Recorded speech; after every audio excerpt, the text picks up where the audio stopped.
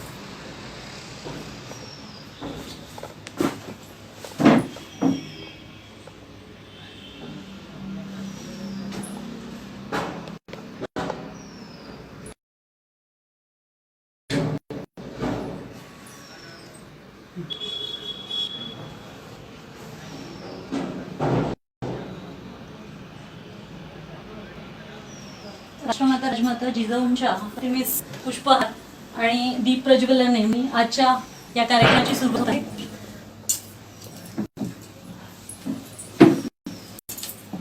आणि स्थापन व्हावे.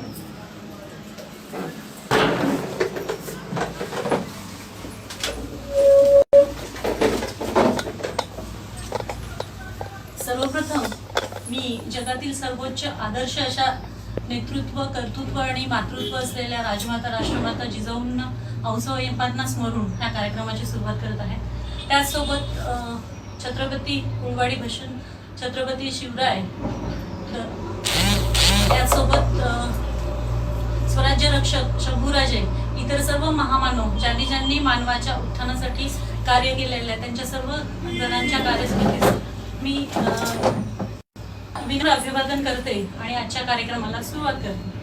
खरं तर आजचा आपण दिनविशेष म्हणजे 26 जून आपल्या लोकराजाची ही जयंती आहे. जयंती म्हणण्यापेक्षा आपण जन्मोत्सव म्हणलं तर जास्त उचित ठरेल.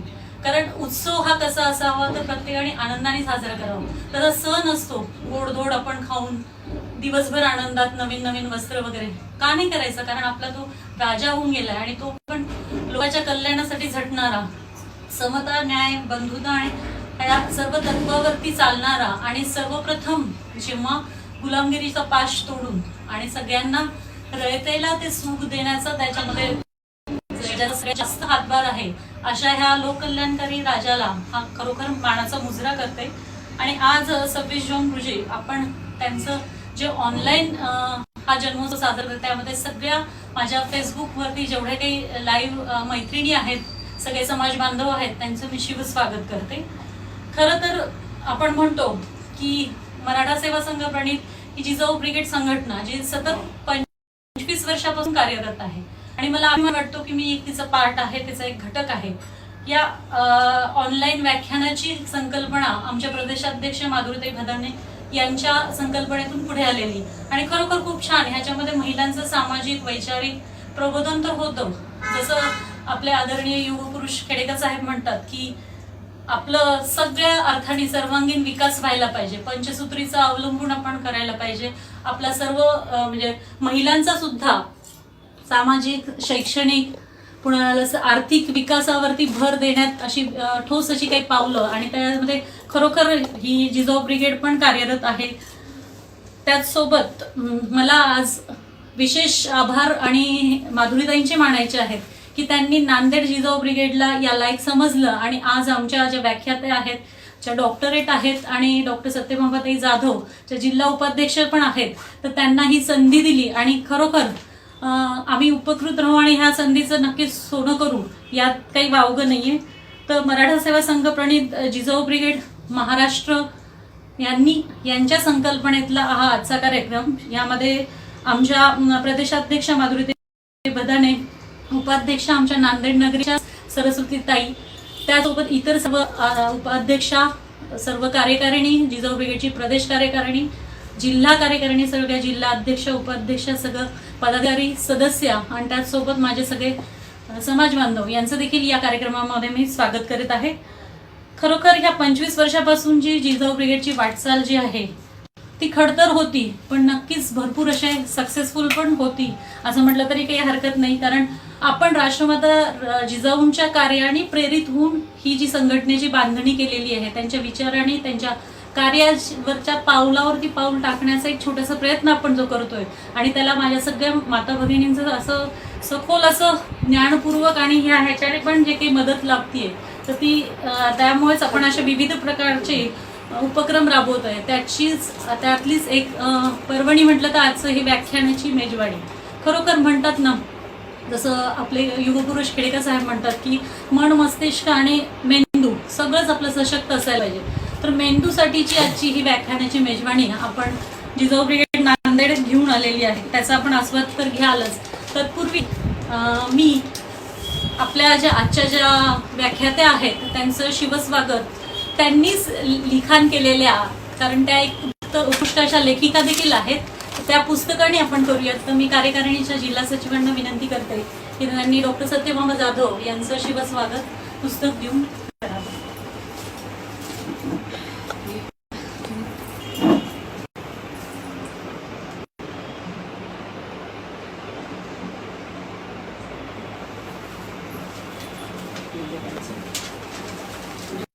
खरं तर कार्यक्रम आपलाच आहे. स्वागत माझं हे योग्य नाही, पण तरी आता म्हणजे कार्यकारिणींची विनंती आहे आणि त्यांना असं वाटते की ताई आपण हा कार्यक्रम संयोजित करत आहात, तर आपल्याला सुद्धा थोडीशी ऊर्जा यावी या उद्देशाने आणि आपल्याला डॉक्टर जाधव यांचं पुस्तक देऊन ते प्रेरित करण्याची त्यांची शायद सुद्धा भूंगाणी हिला मी विनंती करते की तिने माझं शिवस्वागत करावं.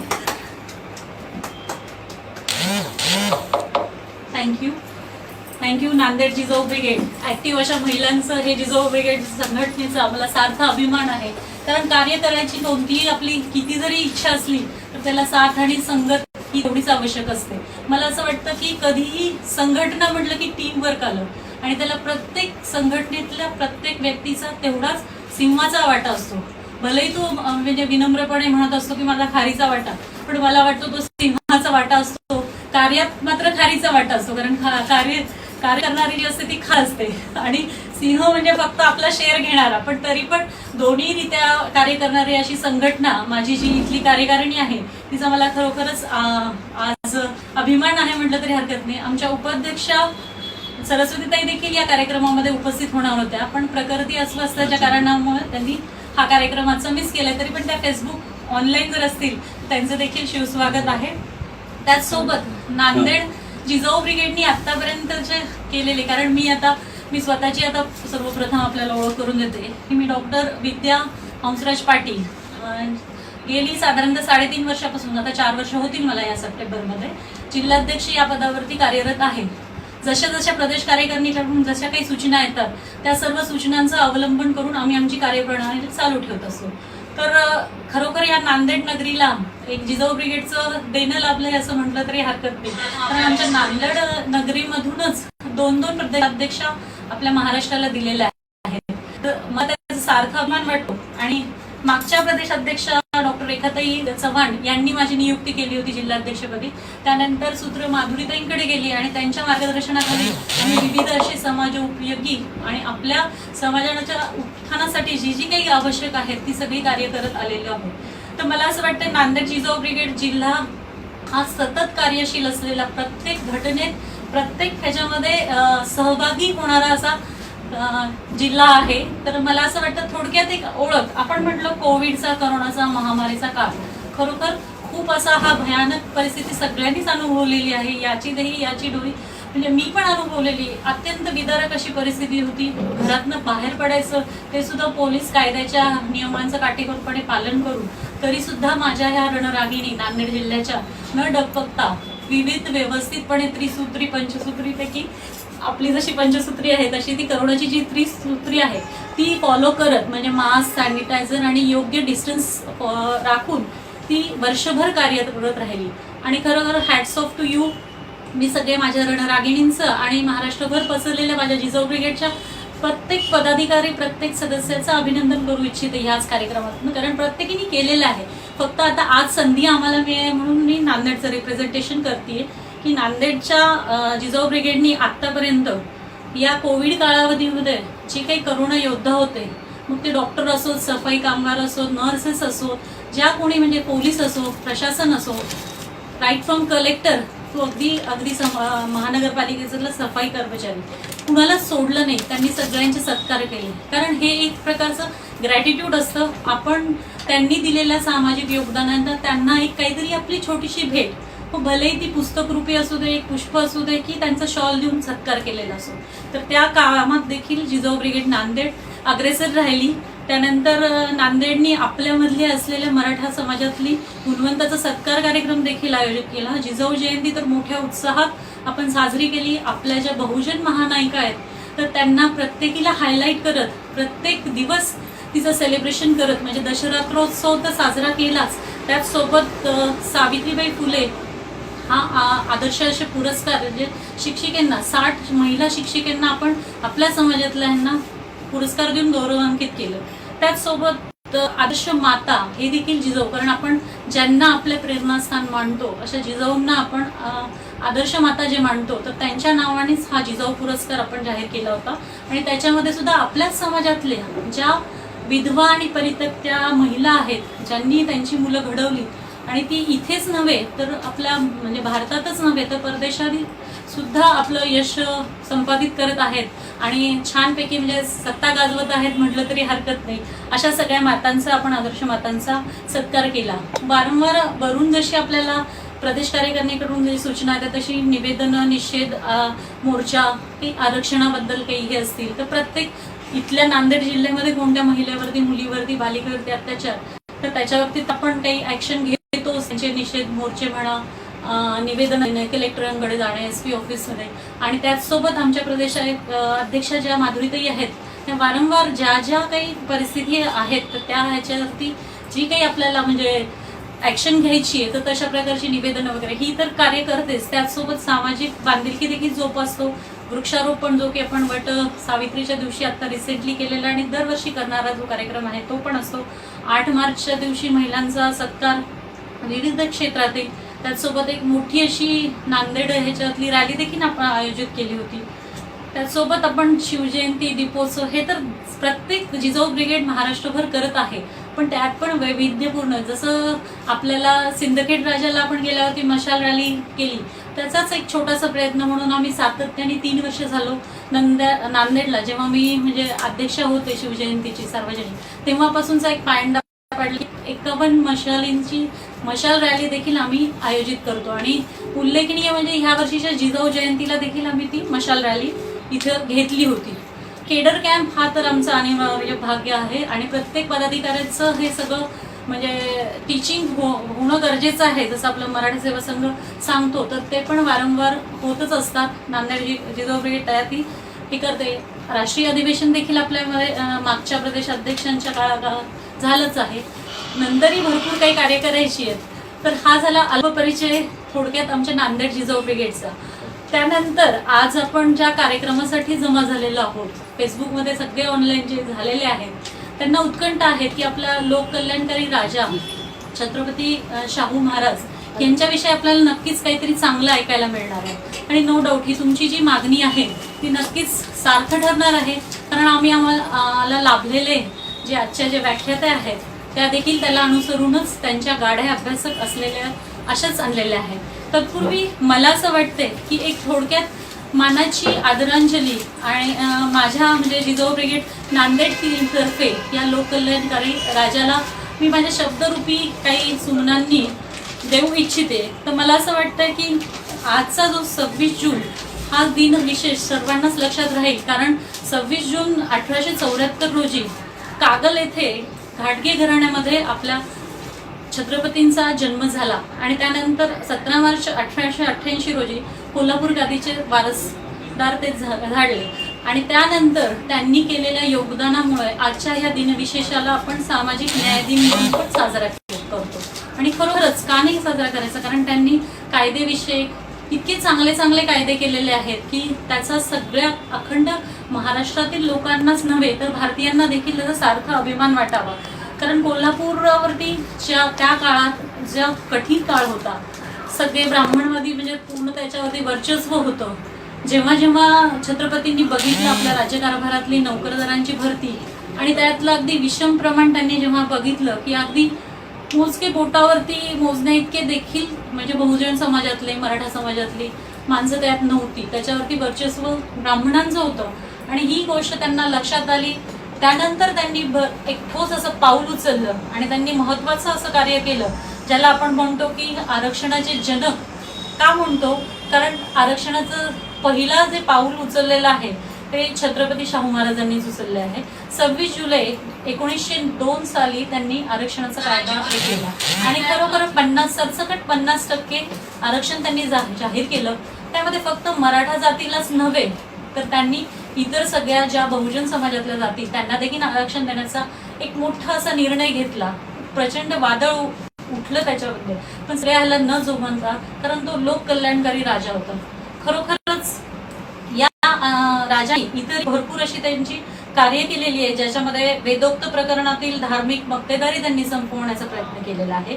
पुन्हा सत्यशोधक विचारांचा स्वीकार करून स्वतंत्र मराठा धर्म त्यांनी संस्थापित केला. आणि खरोखरच कारण शाहू महाराज जे होते ते आपण महात्मा फुले यांचे अनुयायी, त्यांचे फॉलोअर्स म्हणून आपण त्यांना ओळखतो.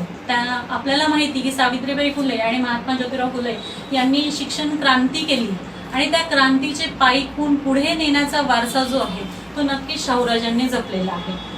त्यांनी जवळपास म्हणजे इतके स्वतंत्र म्हणजे या कालावधीमध्ये त्यांच्या कोल्हापूर संस्थानामध्ये पण भरपूर अशी त्यांनी कार्य केली.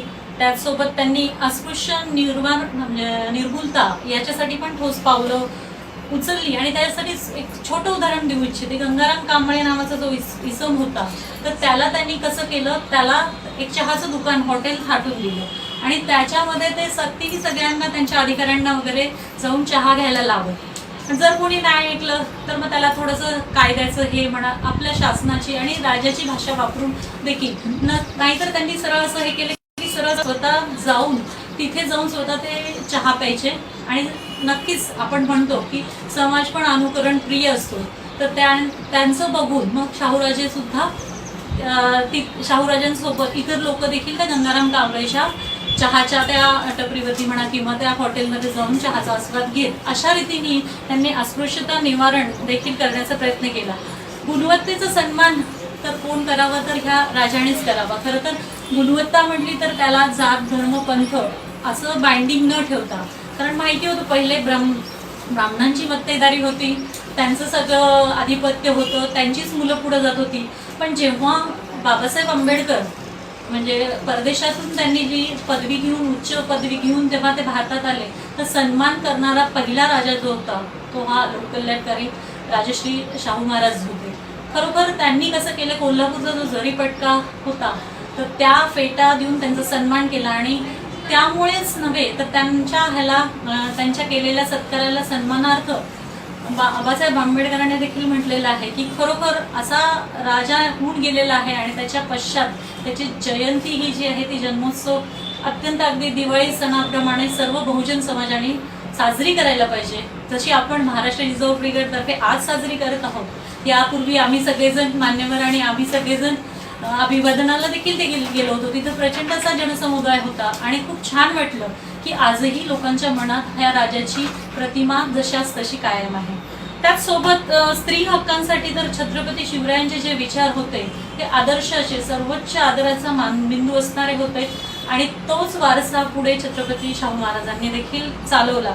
आणि त्यांनी स्त्रियांसाठी केशवपण या ज्या अशा विचित्र अशा ज्या प्रथा होत्या तर त्यांना देखील त्यांनी म्हणजे निर्मूलन करायचा प्रयत्न केला. विधवा पुनर्विवाहाचा त्यांनी म्हणजे अगदी चांगला असा प्रकारे त्याचा म्हणजे उद्धार करावा, विधवेचा परत तिचा संसार थाटून द्यायचा, याच्यासाठी विधवेचा पुनर्विवाह ही संकल्पना देखील त्यांनी राबवली.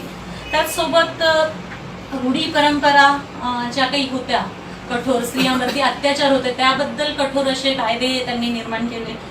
स्त्रियांना जी शिक्षण बंदी होती, महिलांना शिक्षण मिळायचं नाही, ज्योतिराव फुले आणि सावित्रीबाई फुले यांच्यामुळे जी काही शिक्षणाची दारं उघडलेली होती ती अर्धवट होती, ते पूर्णपणे उघडण्याचा म्हणजे त्याच्यामध्ये छत्रपतींचा जो हात होता तो सगळ्यात चांगला जास्त होता असं म्हटलं तरी काही वावगं ठरणार नाही. त्या दृष्टीने त्यांनी योग्य कायदे देखील बजावले आणि स्त्री शिक्षण त्यांनी घरापासून सुरुवात केली. त्यांनी आपल्या सुनेला पहिल्या ते स्त्री शिक्षणाच्या त्या हे झाल्या, स्वतः पहिल्या पाईक बनल्या आणि मग नंतर सगळ्यांना म्हणतात ना की चॅरिटी बिगिन्स ॲट होम, तर खरोखरच घरापासून त्यांनी असं हे शिक्षण सुरू केलं. त्यानंतर महिलांना म्हणजे स्त्रियांना शिकण्यासाठी प्रेरित करण्यासाठी फी माफी, शिष्यवृत्ती, त्याचबरोबर जो काही महात्मा फुले आणि सावित्रीबाईंनी जो वारसा दिला होता त्यांना, तर त्याचं खरोखर त्यांनी जतन केलं आणि तोच पुढे चालवला असं म्हटलं तरी हरकत नाही. आंतरजातीय विवाह कायदा देखील त्यांनी हे केला. त्याचसोबत स्त्रियांचं आणि पुरुषांचं वय जे होतं लग्नाचं ते देखील त्याच्यात देखील त्यांनी वाढ केली. खरोखर ह्या गोष्टीसाठी टिळकांनी, लोकमान्य टिळक ज्यांना आपण लोकमान्य म्हणतो, पण त्यांनी ह्या गोष्टीला खूप विरोध केला होता.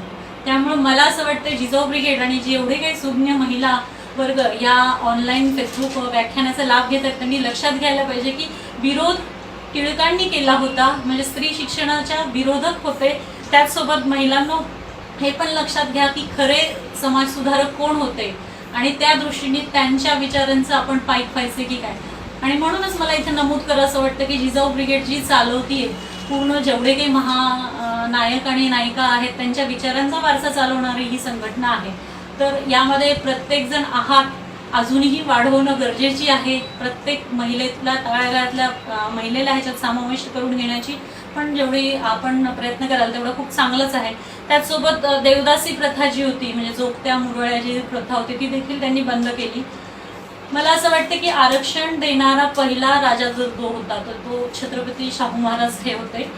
त्यांनी जे पालकांसाठी 1 रुपयाचा दंड आकारणं, खरं ही म्हणजे आपल्याला सुद्धा ही संकल्पना नवीन वाटते आणि किती छान आहे. म्हणजे विद्यार्थ्यांना न दोष देता त्यांच्या पालकांनाच मासिक 1 रुपयाचा दंड जर ठोकला तर ते विद्यार्थी सक्तीचे म्हणजे प्राथमिक शिक्षण घेऊ शकतील अशी ही संकल्पना देखील शाहू महाराजांनी राबवली होती.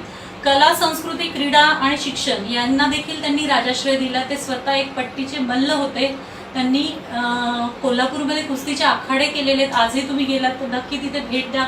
त्यांच्या नावाने चालवणारी आणि वसतिगृह सगळ्यात मोठी जी ही आहे ते भारताला दिलेली म्हणजे देणगी म्हणता येईल की वसतिगृह हे सगळ्यात पहिल्यांदा कोल्हापूर इथे झाली.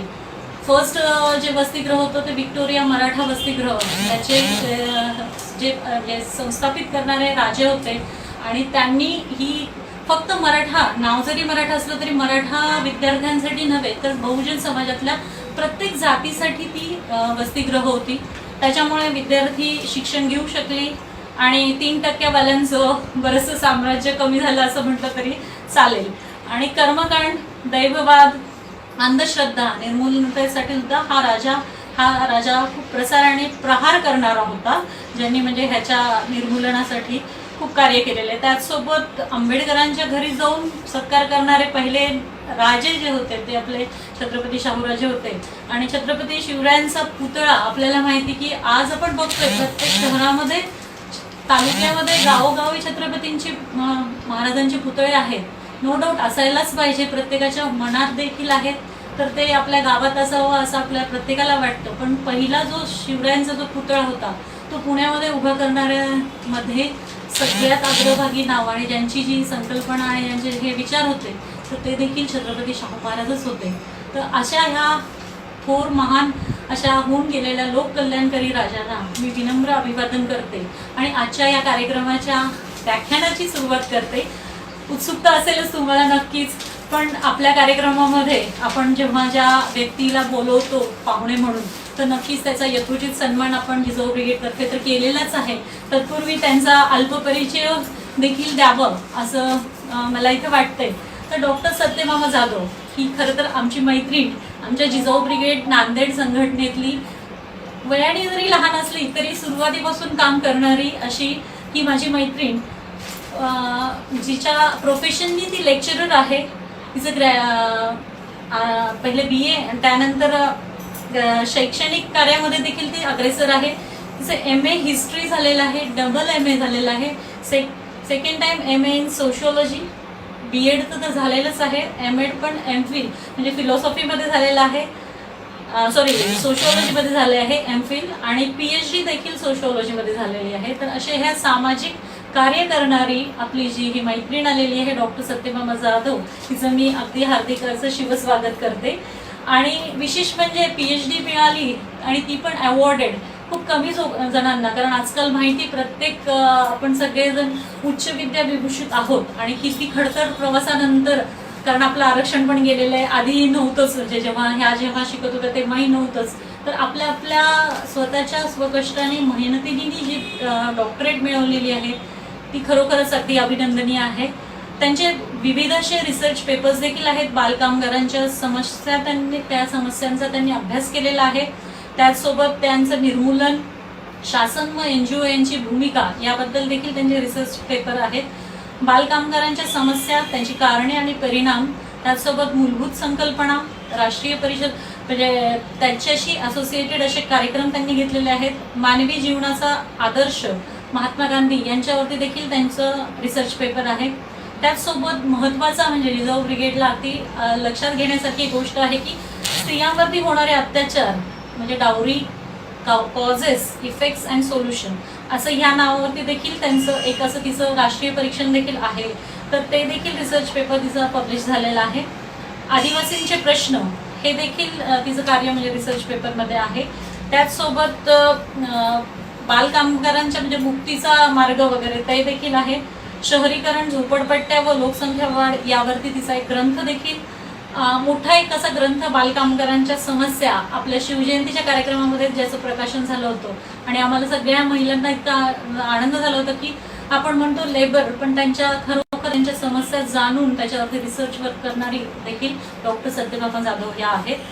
तर यांचे असे बरेचसे रिसर्च पेपर्स देखील पब्लिश आहेत. न्यूजपेपरमध्ये तर जवळपास प्रत्येक बहुजन समाजातील महानायक आणि महानायिकेबद्दल लेखन नाही असं नाहीच, म्हणजे प्रत्येक नायकांना हायलाईट केलेलं आहे.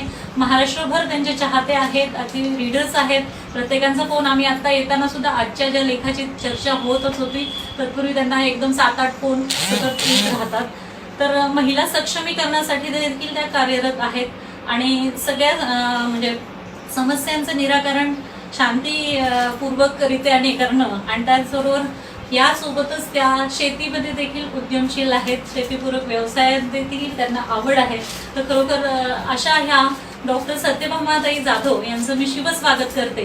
आणि आजचा जो विषय आहे जो की लोककल्याणकारी राजा छत्रपती शाहू महाराज यांच्या जीवनावरती आणि त्यांच्या कार्यावरती प्रकाश टाकणारा जो विषय आहे त्या विषयाला पाचारण करण्याची नम्र शिव विनंती करते आहे.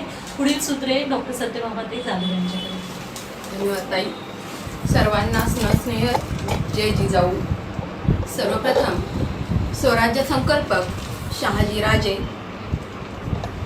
राजमाता, राष्ट्रमाता माँसाहेब जिजाऊ ज्यांनी अशक्यप्राय अशा कालखंडामध्ये क्रांतीची ज्योत लावून स्वराज्यासारखा महान वटवृक्ष निर्माण करण्याचं कार्य केलं, अशा या महान राष्ट्रमाता मा जिजाऊ, त्याचबरोबर तुम्हा आम्हा सर्व स्त्रियांना 4 भिंतीच्या बाहेर आणून विकासाची नवीन दिशा दाखवणारे महात्मा फुले, सावित्रीबाई फुले, बहुजनांचा विकासाचा ध्यास घेऊन बहुजनांचा जोपर्यंत विकास होणार नाही तोपर्यंत मी लढत राहीन असं म्हणणारे डॉक्टर बाबासाहेब आंबेडकर, स्वच्छतेतून समतेचा आणि प्रबोधनाचा संदेश देणारे संत गाडगेबाबा आणि आज ज्यांची जयंती आहे असे राष्ट्रपुरुष छत्रपती शाहू महाराज, जे आरक्षणाचे जनक म्हणून ओळखले जातात. ज्यावेळेस मानवी हक्काचा उदय या जगामध्ये झाला नव्हता किंवा मानवी हक्काची ओळख जगाला झाली नव्हती, त्यावेळेस भारतामध्ये सर्वप्रथम मानवी हक्काची ओळख निर्माण करणारे आणि त्या ओळखीनुसार राज्यकारभार चालवणारे हे महानायक राजर्षी शाहू महाराज या सर्व महामानवांना मी सर्वप्रथम अभिवादन करते आणि माझ्या विषयाला सुरुवात करते. सर्वप्रथम आमचे मार्गदर्शक, प्रेरणास्थान, युगपुरुष, मराठा सेवा संघाचे संस्थापक पुरुषोत्तम खेडकर साहेब, त्याचबरोबर आमच्या प्रदेशात अध्यक्षा माधुरीताई बदाने, त्याचबरोबर आमच्या महाराष्ट्र उपप्रदेशाध्यक्षा सरस्वतीताई धोपटे आणि आमची जी जिजाऊ ब्रिगेड नांदेडची टीम आहे, मग त्यामध्ये विद्याताई पाटील आहे, मीनाक्षीताई पाटील आहेत, सुनीताताई बोंगाने आहेत, भारतीताई मडवई आहे, या सर्वांचं मनपूर्वक मी आभार व्यक्त करते. त्यांनी मला ही संधी दिली आणि मला बोलण्याचं एक सामर्थ्य दिलं. कारण मी प्रत्येक वेळेला लेखन करते, विचार व्यक्त करते, पण व्यासपीठ ही मिळणं खूप महत्त्वाचं असतं आणि हे मिळवून देण्याचं काम या माझ्या जिजाऊ ब्रिगेडच्या मैत्रिणींनी केलेलं दिसून येतं. आणि त्यानंतर सगळ्यात महत्त्वाचं म्हणजे जिजाऊ ब्रिगेड महाराष्ट्र या पेजवर जे काही येणारे श्रोते आहेत, माझ्या बंधू भगिनी आहेत, या सर्वांचं आमच्या कार्यक्रमामध्ये स्वागत. आणि आमच्या नांदेड जिजाऊ ब्रिगेड म्हणण्यापेक्षा सर्व मराठा सेवा संघाचे कार्यक्रम लाईव्हरित्या प्रकाशित करून त्यांना प्रसिद्धी देणारे आमचे लहान बंधू संगमेश्वर लांडगे, या सर्वांचं आपल्या सर्व कार्यक्रमामध्ये अभिनंदन आणि आभार. आपण सुरुवात करूया. छत्रपती शाहू महाराज शिक्षण क्रांतीचे जनक आणि आरक्षणाचे जनक या वेगवेगळ्या नावाने ओळखले जातात. शाहू महाराजांचं जे कार्य आहे ते कार्य एका दिवसापुरतं किंवा एका विशिष्ट कालखंडामध्ये मला मांडता येईल असा हा विषय नाही, हा खूप व्यापक विषय असलेला दिसून येतो. शाहू महाराज म्हणतात की शिक्षणाशिवाय तरुणोपाय नाही, शिक्षण नसेल तर कुठलीही गोष्ट आपल्याला साध्य करता येत नाही असं त्यांचं स्पष्ट मत होतं. आणि त्यामुळं ते म्हणतात की इतिहास सांगतो ज्या ज्या देशामध्ये शिक्षणामध्ये प्रगती नाही असा देश इतिहास निर्माण करू शकत नाही. म्हणून ज्यावेळेस ते कोल्हापूर संस्थानाचे संस्थानिक होते त्यावेळेस सर्वप्रथम त्यांनी संस्थानामध्ये शिक्षणावर भर दिलेला दिसून येतो. आणि सक्तीचं आणि मोफत शिक्षण याची जी काही आवश्यकता होती ती आवश्यकता आमच्या हिंदुस्थानला आहे. कारण हिंदुस्थान म्हणजेच भारत, या भारतामध्ये वर्णव्यवस्थेचं स्तोम त्या कालखंडामध्ये खूप जोराचं माजलेलं होतं आणि या स्तोमाला फटकारा देण्याचं काम राजर्षी शाहू महाराजांनी आपल्या कार्यातून केलेलं दिसून येतं. आणि या महान विचारवंताचा, महान लोककल्याणकारी राजाचा जन्म 26 जून 1874 रोजी कोल्हापूर येथील कागल या ठिकाणी झालेला दिसून येतो. आणि या महान विचारवंतानं, महान राजानं पंचगंगा नदी तटावर एक युद्ध केलं. ते युद्ध स्वकीयाविरुद्ध होतं, परकीयाविरुद्ध नव्हतं. त्याचबरोबर ते युद्ध साम्राज्य विस्तारासाठी नव्हतं, तर बहुजनांना न्याय देण्यासाठी, समतेचा न्याय प्रस्थापित करण्यासाठी त्यांनी युद्ध केलं होतं. अशा या महानायकाबद्दल मला मत व्यक्त करण्याची संधी मिळाली हे मी माझं खूप भाग्य समजते. कारण अन्यायाविरुद्ध पेटून सगळेच उठतात, पण अन्यायाचा जे काही मूळ आहे ते मूळ उखडून काढण्याचं काम खूप मोजकेच लोक करत असतात. त्यामध्ये छत्रपती शाहू महाराजांचा समावेश होतो आणि त्यांनी हे कार्य आपल्या जीवनाच्या कालखंडामध्ये शेवटच्या टप्प्यापर्यंत केलं दिसून येतं. पूर्वीच्या कालखंडामध्ये ज्यावेळेस छत्रपती शाहू महाराज कार्तिक महिन्यामध्ये पंचगंगा नदी तटावर स्नान करायला जायचे, ते स्नान करायला गेल्यानंतर छत्रपती असेल किंवा जे राजवंशातील लोक असतील त्या लोकांचं स्नान होत असताना वेदमंत्र म्हणण्याची प्रथा होती आणि ही प्रथा जशाच तशी राजर्षी शाहू महाराज सुद्धा पाळत होते. पण जे काही भट होते, ब्राह्मण होते, पुरोहित होते, जे मध्यस्थी होते परमेश्वराला प्रसन्न करण्यासाठी, हे शाहू महाराजांना मान्य नव्हतं, पण ती प्रथा होती म्हणून ते मान्य करत होते. कारण शाहू महाराज हे महात्मा फुलेंचे अनुयायी होते. महात्मा फुले काय म्हणतात? महात्मा फुले म्हणतात की ईश्वर हा दुसरा तिसरा काही नाही, तर ईश्वर हा चराचरामध्येच समावलेला आहे. गरजूंची गरज, भुकेलेची भूक, तहानलेलीची तहान ओळखा म्हणजे परमेश्वर तुम्हाला प्राप्त होईल. हे महात्मा फुल्यांचे विचार शाहू महाराजांनी आचरणात आणले होते. आणि जे काही धर्मग्रंथ आमच्या भारतीय समाजामध्ये किंवा कुठल्याही समाजामध्ये लिहिले गेले आहेत, ते लिहिलेले ग्रंथ ईश्वराने लिहिले नाहीत म्हणून ते प्रमाणित नाहीत. या महात्मा फुल्यांच्या विचारांचा प्रभाव शाहू महाराजांवर पडला होता.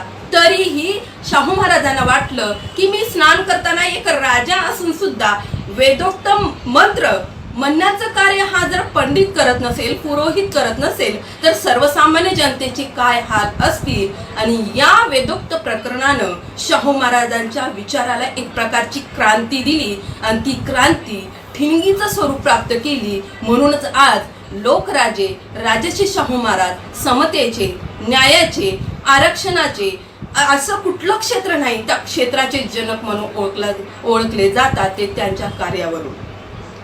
शाहूराजे महात्मा फुलेंचे मी आता सांगितले की सर्वोत्तम अनुयायी होते. महात्मा फुलेंच्या विचारावर चालणारे होते. आपल्या जीवनाचा जो 28 वर्षाचा कालखंड त्यांनी पार केला, त्या प्रत्येक कालखंडामध्ये शाहू महाराजांनी महात्मा फुल्यांच्या विचारांचा पायंडा, महात्मा फुल्यांच्या विचाराची कृती प्रत्यक्ष आपल्या जीवनामध्ये अवलंबलेली दिसून येते. आणि त्याच्यामुळं जी आमच्या भारतीय समाजामध्ये मुठभर लोकांची शिक्षणावर जी काही मक्तेदारी होती, ती मक्तेदारी दूर करण्याचं काम राजर्षी शाहू महाराजांनी केलं.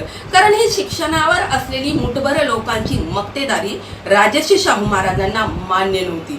मुठभर लोकांना सर्व अधिकार होते. बहुजनांना ना शिक्षण घेता येत होतं, ना मनाप्रमाणे उद्योग करता येत होता, नोकरी करता येत नव्हती. राजकीय क्षेत्रामध्ये सुद्धा बहुजनांना सहसा सामील होता येत नव्हतं. आणि ही गोष्ट राजर्षी शाहू महाराजांना मान्य नव्हती. आणि या गोष्टीच्या विरोधात राजर्षी शाहू महाराजांनी बहुजन समाजाचा उद्धार करण्यासाठी सार्वत्रिक शिक्षणाच्या प्रसाराचं कार्य हाती घेतलेलं दिसून येतं.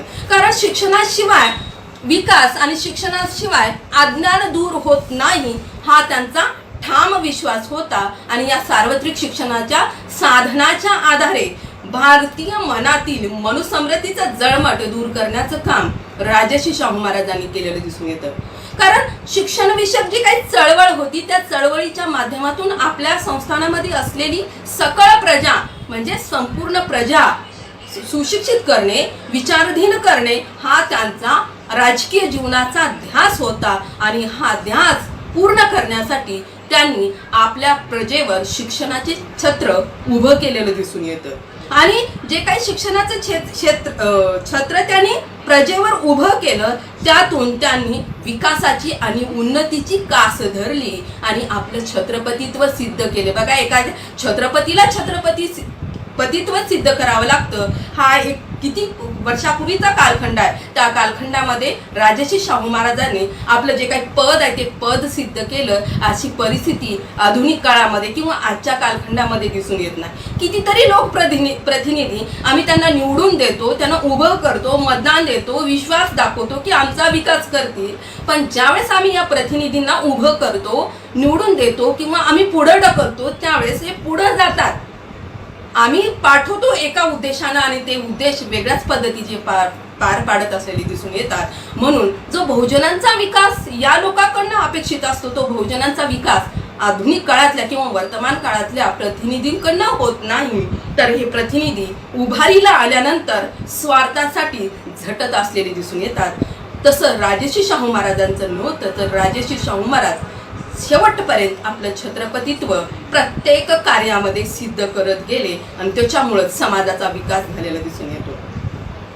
ते शेवटच्या श्वासापर्यंत त्यांनी जे काही आपलं कार्य हाती घेतलं होतं, बहुजनांचा विकास असेल, शिक्षणाचं असेल, शेतीविषयक धोरण असेल, ते शेवटच्या क्षणापर्यंत त्यांनी पूर्णत्वास नेण्याचा प्रयत्न केला आणि जे काही भारतामध्ये माणूस होता किंवा व्यक्ती होता त्या व्यक्तीला माणूसपण प्रदान करण्याचं काम राजर्षी शाहू महाराजांनी केलं होतं. कारण माणूसपण ही खूप महत्वाची संकल्पना आहे. ही संकल्पना आमच्या भारतीय लोकांना माहीतच नव्हती. कारण कितीतरी वर्ष परकीय राजवटींनी आणि वेगवेगळ्या साम्राज्यांनी आमच्या देशावर साम्राज्य केलं होतं. आमच्या देशातल्या लोकांना जगणं काय असतं हे सुद्धा माहित नव्हतं. कारण वर्णव्यवस्थेने ज्यावेळेस छत्रपती शाहू महाराजांचा कालखंड होता त्यावेळेस सुद्धा एक प्रकारची काय म्हणतात ती वाईट प्रथा निर्माण केली होती. अस्पृश्यांचा स्पर्श, त्यांची सावली, त्यांची थुंकी सर्वसामान्यांच्या किंवा उच्चवर्णीयांच्या लोकांना स्पर्श होणार नाही अशा प्रकारची व्यवस्था त्या कालखंडामध्ये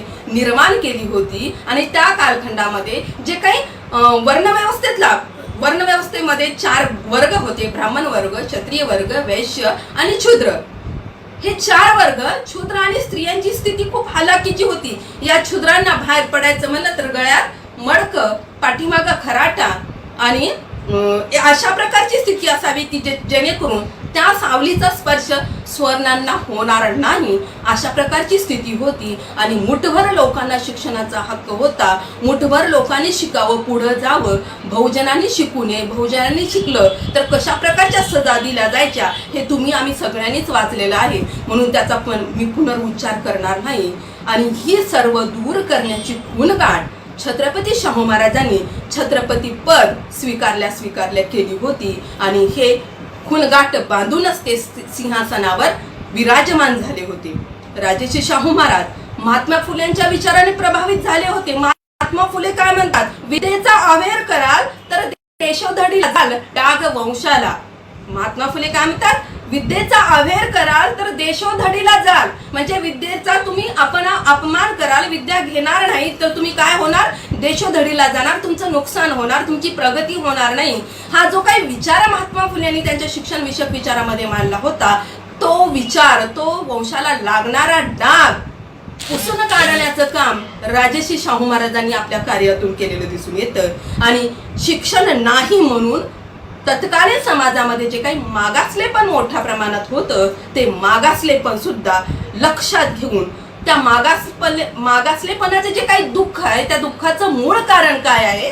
तर प्रत्येक दुःखाचं मूळ कारण काय आहे? तर अज्ञान आहे, निरक्षरता आहे. आणि ही निरक्षरता दूर केल्याशिवाय समाजामध्ये आत्मप्रतिष्ठा, आत्मभान, आत्मावलोकन, आत्मबळ आणि आत्मप्रचिती निर्माण होणार नाही. आणि ही सगळी जी काही तत्व मी जी आता सांगितली ती तत्व समाजामध्ये निर्माण करायची असेल, ती समाजातल्या लोकांच्या गळी उतरवायची असेल तर शिक्षण हे त्याचं रसायन आहे. आणि हे रसायन सर्वसामान्यापर्यंत पोहोचवलं पाहिजे या दृष्टिकोनातून शाहू महाराजांनी कार्य केलेलं दिसून येतं. कारण शिक्षणामुळे सर्वांगीण व्यक्तिमत्वाला वाव मिळतो. आता सर्वांगीण व्यक्तिमत्वामध्ये कुठल्या घटकांचा समावेश होतो ही जेव्हा आम्ही बाब लक्षात घेतो तर सर्वांगीण व्यक्तिमत्वामध्ये बौद्धिक अंग आहे, भावनिक अंग आहे आणि त्याचबरोबर क्रियात्मक अंग आहे.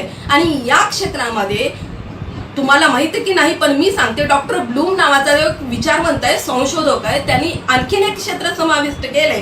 ते समाविष्ट केलेलं क्षेत्र म्हणजे आंतरक्रियात्मक क्षेत्र. या 4 क्षेत्राचा विकास झाल्याशिवाय व्यक्तीचा सर्वांगीण विकास होत नाही. आणि ही संकल्पना डोक्यात घेऊन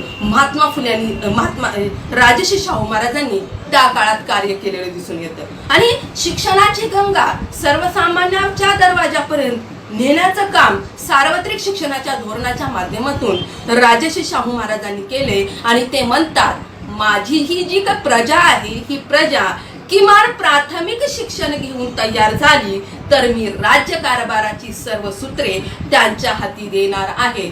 असं म्हणणारा हा थोर राजा आम्ही जेव्हा होता आणि आम्ही जेव्हा वर्तमान स्थितीमध्ये बघतो, एखादा लोकप्रतिनिधी असेल किंवा एखादा नेता असेल तो रिटायर व्हायला आला तरी त्या पदावरून दूर व्हायला तयार नसतो. नवतरुणांना तो संधी देत नाही, इतका तो स्वार्थी आहे. हा बघा राजर्षी शाहू महाराजांचा उद्देश किती प्रगल्भ आहे. ते म्हणतात की माझी प्रजा किमान प्राथमिक शिक्षण घेऊन जर तयार होत असेल तर मी माझा राज्यकारभार जो आहे तो राज्यकारभार या प्रजेच्या हाती देणार आहे. इतकं तळमळीनं शिक्षण विषयक कार्य राजर्षी शाहू महाराजांना केलेलं दिसून येतं आणि ते प्राथमिक शिक्षणाचं महत्व सांगताना म्हणतात, रयतेतील थोडासा भाग किंवा थोडा भाग पूर्ण सुशिक्षित होण्यापेक्षा सर्व रयतेला प्राथमिक शिक्षणाचा थोडा तरी अंश मिळाला पाहिजे आणि असं त्यांचं स्पष्ट मत असलेले दिसून येतं. म्हणजे कुठल्या एका विशिष्ट घटकाला शिक्षण मिळावं किंवा विशिष्ट मर्यादितच घटक शिक्षित व्हावा असं त्यांचं मत नव्हतं. तर संपूर्ण रयत सकळ प्रजा सुशिक्षित झाली पाहिजे, साक्षर झाली पाहिजे असं त्यांचं स्पष्ट मत असलेलं दिसून येतं. आणि रयतेतील जो काही मोठा भाग, का उद्देश होता हा त्यांच्या म्हणण्यापाठीमागचा, तर रयतेतील जो मोठा भाग आहे, जो मोठा भाग अशिक्षित राहतो, निरीक्षर राहतो, अज्ञानी राहतो आणि त्यामुळं जी काही विशिष्ट समाजाची मोठभर लोकांची मक्तेदारी या व्यवस्थेमध्ये निर्माण होते आणि त्यामुळं स्वदेशी ब्युरोक्रसी तयार होईल आणि ही स्वदेशी ब्युरोक्रसी राजर्षी शाहू महाराजांना मान्य नव्हती. म्हणून प्राथमिक शिक्षणाचं धोरण त्यांनी तळमळीनं उत्कटतेनं आपल्या संस्थानामध्ये राबवलेले दिसून येतं. कोल्हापूर संस्थानातल्या प्रत्येक खेडेगावात नवीन शाळा सुरू करणं, नवीन शाळांवर वतनदार शिक्षकांची नेमणूक करणं आणि सार्वत्रिक शिक्षणाची योजना शाहू महाराजांनी 1912 साली आखली. आणि यानंतर पुढं ज्यावेळेस वतनदार शिक्षणाच्या जमिनीच्या संदर्भात प्रश्न निर्माण झाले तेव्हा वतनदार शिक्षकाची पद्धत रद्द करून पगारी शिक्षकाची नेमणूक करण्याची प्रथा सुद्धा या थोर विचारवंतानं, थोर राजानं केलेली दिसून येते. कारण हे एक विचारवंतच होते. कारण एवढे विचार आपण ऐकतो, तेवढ्या सुधारणा त्यांच्या आहेत. त्यांच्या तत्कालीन समाज व्यवस्थेत कुठलीही समस्या, आधुनिक काळामध्ये आमच्या देशामध्ये लोकशाही आहे, आमच्या देशामध्ये प्रत्येकाला विकासाचा हक्क आहे, मानवी हक्काची पूर्तता झालेली आहे, कायदेशीर राज्यघटना आहे, नियमाचा आम्हाला भंग करता येत नाही. परंतु आमच्या देशामध्ये मोठ्या प्रमाणात बेकारी आहे, मोठ्या प्रमाणात भिकारी समस्या आहे, बालकामगाराची समस्या आहे. स्त्रिया रोज उठले की त्यांचे प्रश्न वर्तमानपत्रामध्ये आले असतात. अमुक एका ठिकाणच्या स्त्रीचा बलात्कार झाला, अमुक स्त्रीची छेडछाड झाली, अमुक प्रकारचा विनयभंग झाला. या समस्या कोल्हापूर संस्थानामध्ये नव्हत्या. त्या सगळ्या गोष्टीचं श्रेय राजर्षी शाहू महाराजांना जातं. कारण तशा प्रकारची व्यवस्था, तशा प्रकारचं प्रशासनाचं नियोजन राजर्षी शाहू महाराजांना आपल्या संस्थानामध्ये केलेलं दिसून येतं. आम्ही जेव्हा वेगवेगळ्या मंदिराचा किंवा वेगवेगळ्या देवस्थानाचा विचार करतो, उदाहरण घ्या आंध्रातलं तिरुपती मंदिर. आता ती कुठे 2 भाग झाले त्याच्यामुळे कन्फर्म माहित नाही. तिरुपती मंदिर आणि आमच्या महाराष्ट्रातलं शिर्डी साईबाबा मंदिर या किंवा अशी अनेक मंदिर आहेत. अशा अनेक मंदिरामध्ये लोकांच्या देणगीच्या माध्यमातून कोट्यावधी संपत्ती निर्माण होते. ही संपत्ती तिथल्या मुठभर लोकांचं हित साधण्यासाठी उपयोगात आणली जाते. तसं राजर्षी शाहू महाराजांच्या कालखंडामध्ये नव्हतं. तर राजर्षी शाहू महाराजांनी आज्ञापत्र काढलं होतं की जो काय मंदिरामध्ये मंदिराच्या माध्यमातून गोळा होणारा काय म्हणतात संपत्ती आहे किंवा धनसंचय आहे, तो धनसंचय शिक्षणावर अधिक खर्च करावा आणि जो मंदिरासाठी आवश्यक तात्पुरता खर्च भागवण्याची रक्कम मंदिराला देण्याचं आज्ञापत्र काढणारा हा एकमेव राजा, इतिहासामधला क्रांतिकारी राजा, ज्यांनी मंदिरामध्ये निर्माण होणारा निधी लोक कल्याणासाठी म्हणण्यापेक्षा शिक्षणासाठी खर्च केलेला दिसून येतो. आज आमच्या देशामध्येच म्हणण्यापेक्षा जागतिक स्तरावर कोरोनाची महामारी सारखी परिस्थिती निर्माण झाली आहे. साधं आमच्या भारतातलं उदाहरण घ्या. भारतात तर कशाला जायचं, आमच्या नांदेडचं उदाहरण घ्या. आमच्या नांदेडमध्ये ज्यावेळेस सेकंड लाट आली त्यावेळेस लाखो लोकांचे जीव गेले. मग वेगवेगळे इंजेक्शन असतील, औषधं असतील, यांचा तुटवडा निर्माण झाला होता. अशा कालखंडामध्ये लोकांचे जीव जाताना प्रशासन बघत होतं. तसं राजर्षी शाहू महाराजांचं नव्हतं.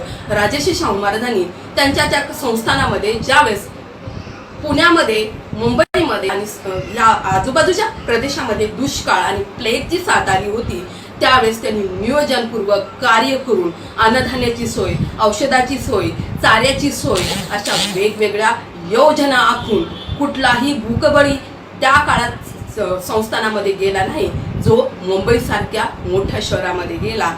हे सगळं नियोजनपूर्वक कार्य राजर्षी शाहू महाराजांनी केलं होतं. कारण त्यांच्यावर छत्रपती शिवरायांचा आदर्श होता. कारण छत्रपती शिवरायांच्या कालखंडामध्ये आज ज्या काही शेतकरी आत्महत्या होत आहेत त्या शेतकरी आत्महत्या त्या कालखंडामध्ये झाल्या नव्हत्या. कारण शिवरायांचं एकच वाक्य, शेतकऱ्यांच्या देटालाही हात लावायचा नाही.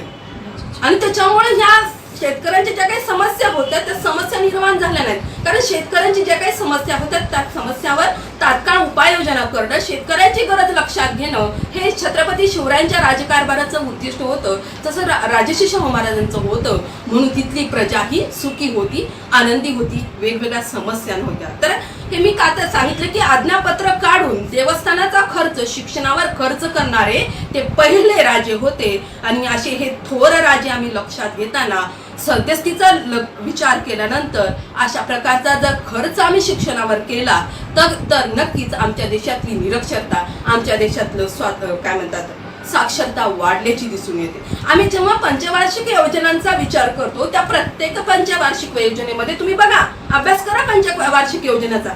जसं जसं आम्ही पंचवार्षिक योजना अभ्यासात जाऊ तसं पुढे जातो तसं शिक्षणावर होणाऱ्या खर्चाची तरतूद कमी करण्यात आलेली दिसून येते. पण असं त्यांच्या राज्यामध्ये नव्हतं, तर त्यांच्या राज्यामध्ये शिक्षणाला प्राधान्य देण्यात आलं होतं. आणि हा एकमेव राजा शिक्षणाच्या दृष्टिकोनातून समाज सुधारणा करण्याचा ध्यास घेतलेला हा राजा होता.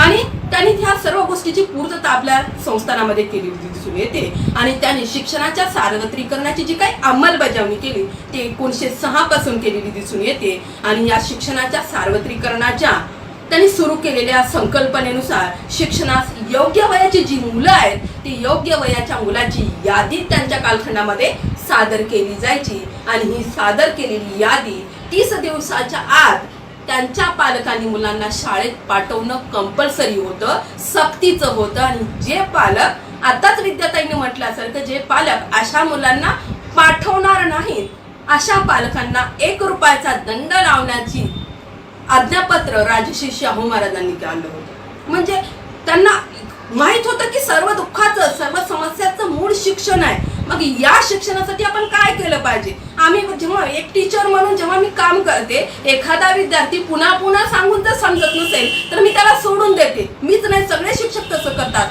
तसं राजर्षी शाहू महाराजांचं नव्हतं.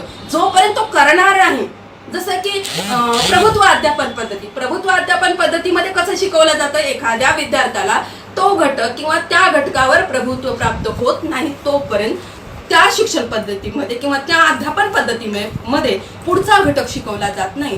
तशाच पद्धतीने राजर्षी शाहू महाराजांनी आपल्या संस्थानामध्ये सुधारणा करताना अनेक अडचणी आल्या. पण अडचणींचा तोडगा निघाला. आपण काय करायचं जेणेकरून ही अडचण आपल्याला सोडवता येईल, या अडचणीचं समाधान आपल्याला सापडेल, ही अडचण आपल्या समाजातून सबळ नष्ट होईल, या दृष्टिकोनातून राजर्षी शाहू महाराजांनी पावलं उचललेली दिसून येते. आणि ज्या शिक्षणाच्या योग्य मुलं आहेत त्या मुलांना येण्यासाठी या दंडाच्या स्वरूपातून त्यांनी प्राधान्य दिलेलं दिसून येते. इतके कार्य तळमळीने करणारं हे राजे होते शिक्षण विषयक.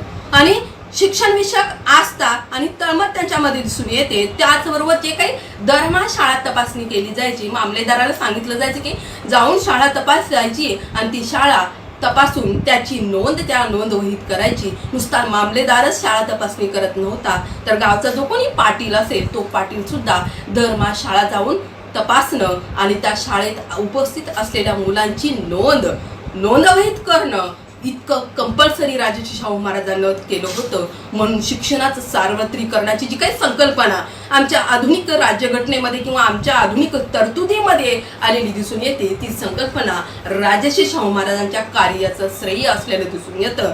आणि हे पार पाडताना त्यांच्या संस्थानामध्ये त्यांना खूप वेळ लागला. पण हे वेळ जरी लागला असला तरी त्यांनी हे कार्य सतत चालू ठेवलेलं दिसून येतं. अशा प्रकारचं कार्य करणारे नेतृत्व आमच्या वर्तमान समाजामध्ये भेटत नाही, ही आमची शोकांतिका असलेली दिसून येते. आज शिक्षणाचा जेव्हा आम्ही विचार करतो, शिक्षणामध्ये अनेक समस्या आहेत.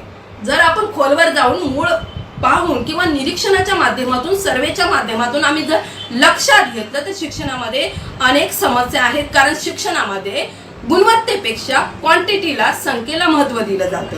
गळतीची समस्या आहे, स्थगितीची समस्या आहे, अपंगाचं शिक्षण आहे, अनुपस्थिती आहे, स्त्रियांच्या शिक्षणाचे अनेक प्रश्न आजही जशास तसे. आमचा देश कितीतरी वर्ष झालं स्वातंत्र्य होऊन तरीही आजपर्यंत या समस्याचं समाधान आमच्या प्रशासनाला भेटलेलं नाही आणि त्याच्यामुळे शिक्षणाच्या सार्वत्रिकरणाचे आज 3-13 वाजलेले दिसून येतात. तसं नव्हतं राजर्षी शाहू महाराजांनी. स्वतः जातीनं शिक्षण विषयक सक्तीच्या प्राथमिक शिक्षणाकडे त्यांनी लक्ष दिलं होतं. म्हणून या समस्या त्या कालखंडामध्ये असलेल्या दिसून येत नाही. आमच्या आधुनिक काळामध्ये अहिल्याबाई होळकर मोफत पास योजना, सावित्रीबाई फुले दत्तक योजना, त्याचबरोबर कस्तुरबा गांधी सर्व शिक्षण अभियान, वेगवेगळ्या शिष्यवृत्त्या यासारख्या अनेक योजना शिक्षण सार्वत्रिकरणासाठी राबवल्या जातात. पण आमच्या शासनाला, आमच्या समाजाला या क्षेत्रामध्ये आजही अपयश येत असलेले दिसून येते. जेव्हा आम्ही महाराष्ट्राच्या शिक्षण विषयक किंवा साक्षरतेचा विचार करतो तर महाराष्ट्राच्या कितीतरी पुढे हा केरळ राज्य दिसतो. म्हणजे शिक्षणाची तफावत प्रत्येक राज्यामध्ये वेगवेगळी असलेली दिसून येते. आणि सुरुवातीलाच राजर्षी शाहू महाराजांनी म्हणले होते की ज्या राज्याचा, ज्या देशामध्ये निरक्षरता अमाप आहे त्या राज्याचा विकास अशक्य आहे, शिक्षणाशिवाय पर्याय नाही, हे त्यांचं स्पष्ट मत होतं. तरीही या समस्या आमच्या आढळून येतात आणि ह्या आढळून येताना जर आम्ही राजर्षी शाहू महाराजांचे जे काही विचार आहेत, त्यांचं जे कार्य आहे ते कार्य लक्षात घेऊन कार्य करत गेलो तर नक्कीच आम्हाला त्यावर तोडगा सापडेल. पण आम्ही विचार करत नाही. जे काही आमचे थोर विचारवंत होऊन गेले किंवा थोर समाज सुधारक झाले किंवा थोर राजे झाले, मग त्याच्यामध्ये राजर्षी शाहू महाराज असतील, छत्रपती शिवाजी राजे असतील, छत्रपती संभाजीराजे असतील, राष्ट्रमाता जिजाऊ असतील, अहिल्याबाई होळकर असतील, हे सारखे महर्षी कर्वे असतील, त्याचबरोबर कर्मवीर भाऊराव पाटील असतील, या थोर विचारवंताचे जेव्हा आम्ही विचार वाचतो, जयंतीच्या निमित्तानं ऐकतो, तिथं आम्ही सोडून देतो. हीच आमची चूक आहे. कारण हे जे काही विचार आहेत हे विचार आम्ही लक्षात घेऊन वर्तमान समस्याचा जर तोडगा काढायचा असेल तर या विचारांची पायमल्ली करण्यापेक्षा हे विचार समाजामध्ये रुजवणं गरजेचं आहे. जयंती पुण्यतिथीपुरतं राजर्षी शाहू महाराज, डॉक्टर बाबासाहेब आंबेडकर, छत्रपती शिवराय लक्षात घेऊन चालणार नाही.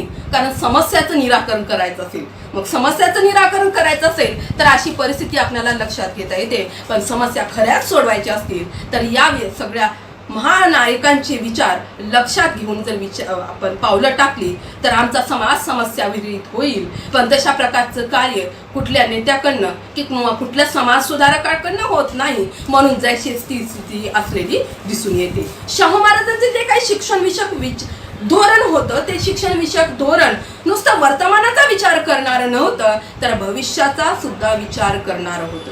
कारण शिक्षण जर आपण जे काही शिक्षण देत असतो ते शिक्षण देत असताना फक्त आपण वर्तमानाचा विचार केला तर त्या शिक्षणाच्या संदर्भात भविष्यात अडचणी येण्याच्या शक्यता असतात. असं धोरण शाहू राजांचं नव्हतं की जे काही आपण वर्तमान काळामध्ये शिक्षण घेत आहोत किंवा जे आपण प्राप्त करत आहोत त्या शिक्षणाच्या आधारावर त्या विद्यार्थ्याचं किंवा त्या व्यक्तीचं भवितव्य काय असेल या दृष्टिकोनातून शिक्षणाची रुजवणूक संस्थानामध्ये त्यांनी केली होती. आम्ही जेव्हा बघतो बेकारीची जी समस्या आहे, ही बेकारीची समस्या वर्तमानाबरोबर भविष्याचा विचार न केल्यामुळे समाजामध्ये निर्माण झालेली दिसून येते. आणि त्याच्यामुळेच राजर्षी शाहू महाराजांना महात्मा फुल्यांच्या शिक्षण क्रांतीचे विस्तारक म्हणून ओळखलं जातं. कारण जे काही शिक्षण विषयक सगळे प्रॉब्लेम होते, समस्या होत्या, त्या तळमळीनं सोडवल्या. त्याचबरोबर प्राथमिक शिक्षणानंतर माध्यमिक आणि उच्च माध्यमिक शिक्षण घेण्यासाठी खेड्यातल्या गुणवत्तापूर्ण विद्यार्थ्यांना अनेक अडचणी येत होत्या. मग ती अडचण राहण्याची असेल, बाहेर जाऊन शिकण्याची असेल, जेवणाची असेल, अशा अनेक अडचणी हेरून छत्रपती शाहू महाराजांनी आपल्या संस्थानामध्ये मोठ्या प्रमाणात वसतिगृह काढलेली दिसून येतात. आणि सर्वांना शिक्षण मिळावे, बहुजनांचा विकास व्हावा यासाठी त्यांनी या वसतिगृहाची सुद्धा निर्मिती केली होती.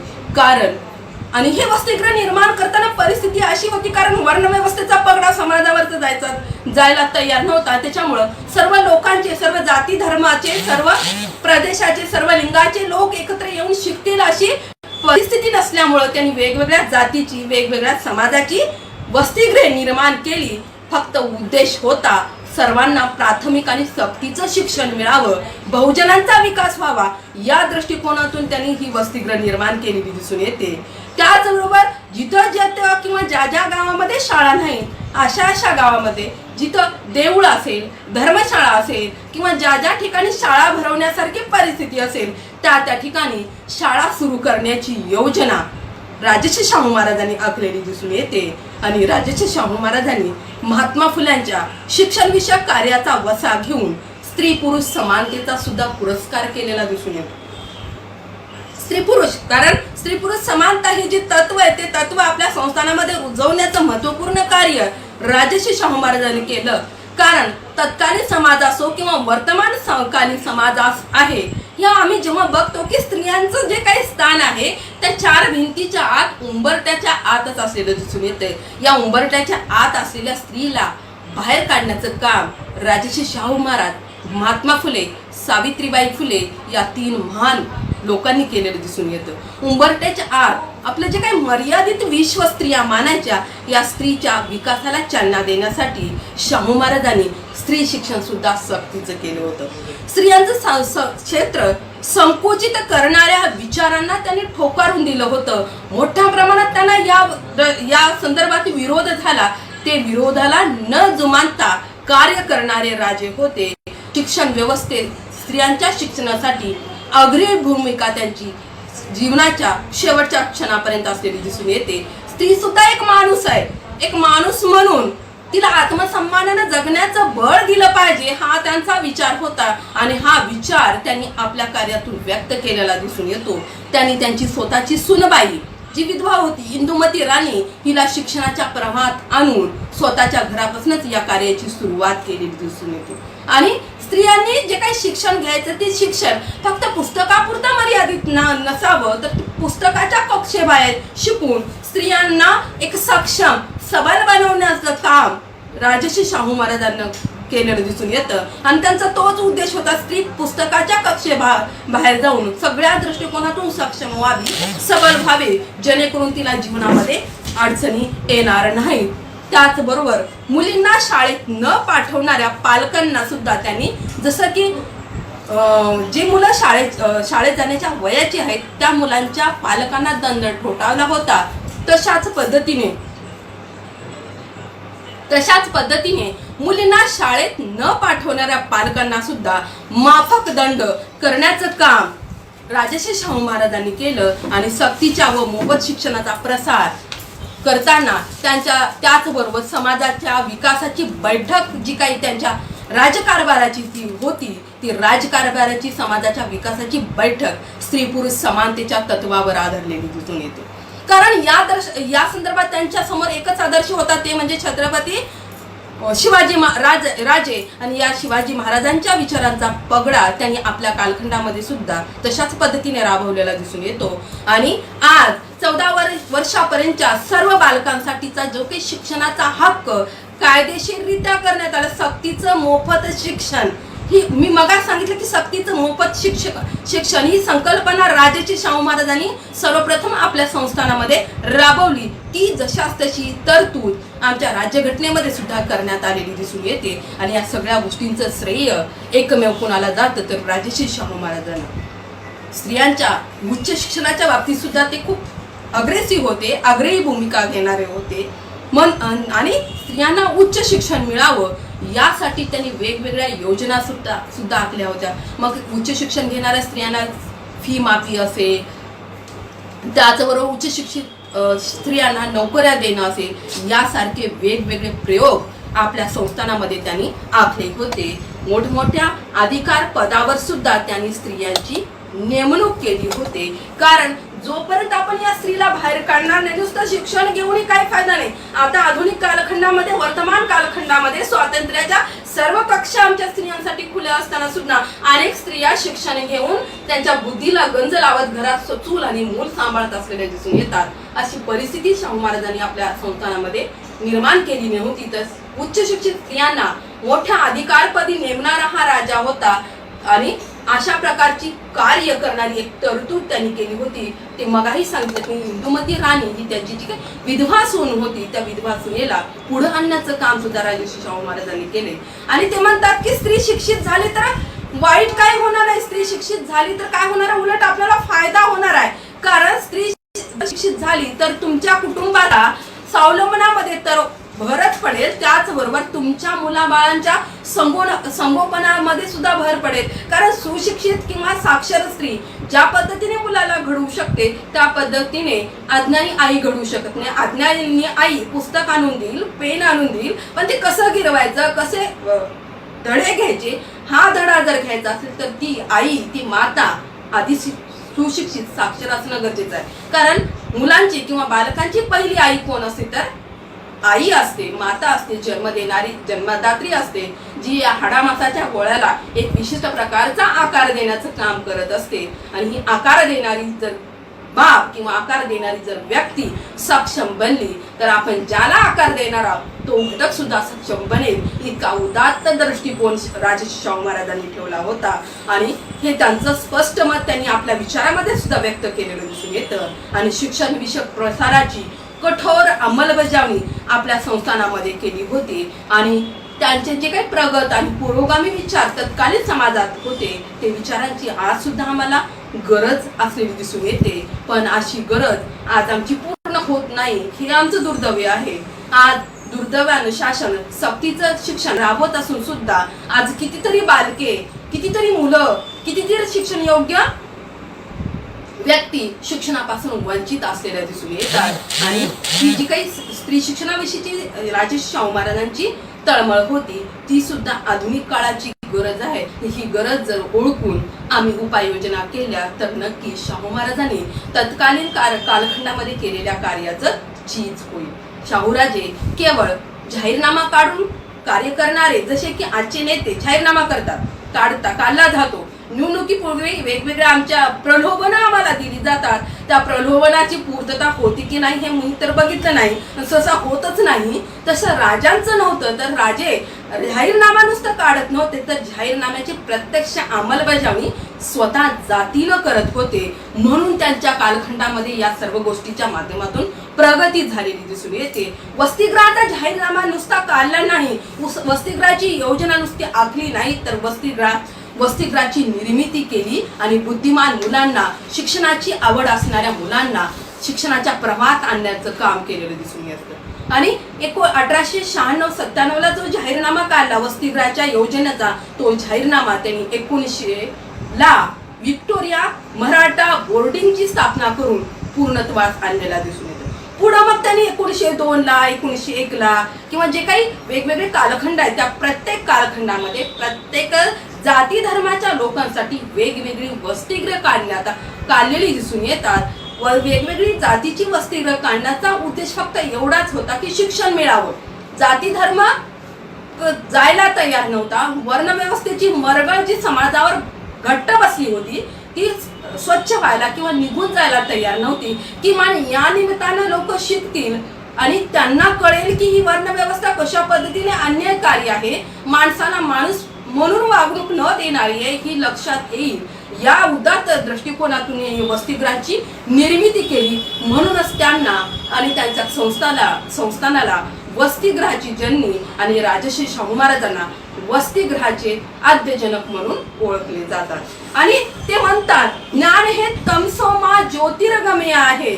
आणि सर्व प्रकारच्या अन्यायातून जर आपल्याला सुटायचं असेल, सर्व प्रकारच्या अन्यायाला जर आपल्याला विरोध करायचा असेल, सर्व प्रकारच्या अन्यायाची सर्व घटकामध्ये जाणीव निर्माण करायची असेल तर शिक्षणाशिवाय पर्याय नाही. आणि या शिक्षणाच्या अंमलबजावणीसाठी त्यांनी कार्य केलेलं दिसून येतं. म्हणूनच धनंजय कीर सारखे विचारवंत, धनंजय कीर सारखे शाहू महाराजांचे चरित्रकार, शाहू महाराजांचा उल्लेख क्रांतिकारी राजे म्हणून करतात.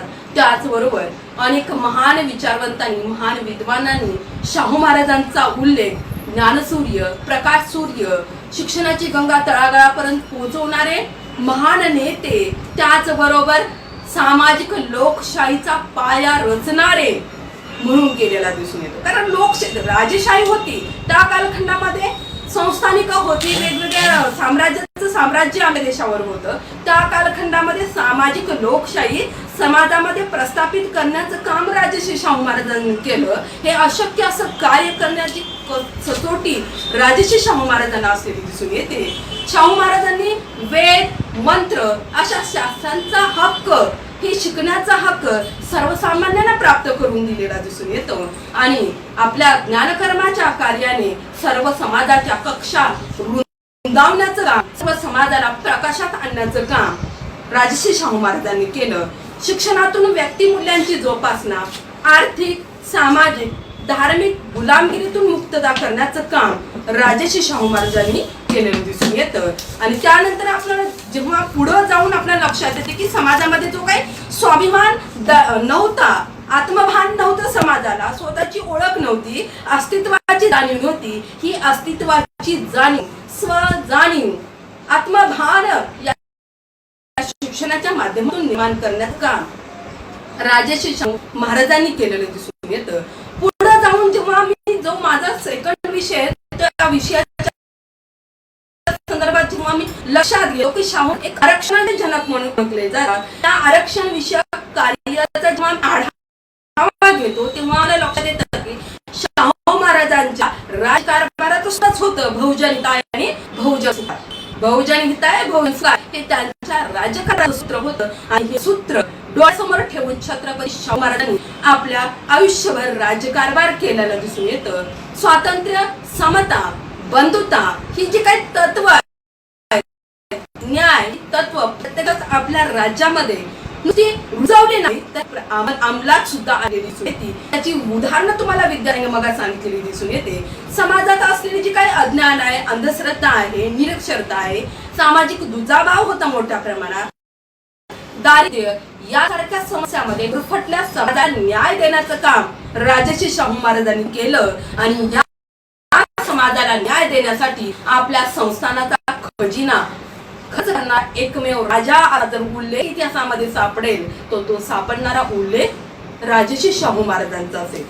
कारण राजर्षी शाहू महाराजांनी दुसरं तिसरं काही केलं नाही. समाजाच्या विकासासाठी मोठ्या प्रमाणात आर्थिक तरतूद संस्थानाच्या खजिन्यातून केलेली दिसून येते. तर आपण शाहू महाराजांचं आरक्षण विषयक धोरण किंवा शाहू महाराज आरक्षणाचे जनक म्हणून का ओळखले जातात या संदर्भात आपण बघत होतो. तर मी सांगितलं की बहुजन हिताय बहुजन सुखाय या संकल्पनेचा किंवा या धोरणाचा आधार घेऊन राजर्षी शाहू महाराजांनी आपला राज्यकारभार केलेला दिसून येतं आणि हेच सूत्र त्यांच्या राजकारभाराचं असलेलं दिसून येतं. बहुजन समाजामध्ये स्वातंत्र्य, समता, न्याय ही तत्व अंमलात आणली जावी यासाठी त्यांनी अहोरात्र मेहनत घेतलेली दिसून येते. समाजामध्ये जे काही अज्ञान होतं, निरक्षरता होती, दुजाभाव होता, सामाजिक एक प्रकारचं अंतर होतं, दारिद्र्य होतं, हे सर्व अंतर मिटवून टाकण्याचं कार्य राजर्षी शाहू महाराजांनी आपल्या कार्यातून केलेलं दिसून येतं.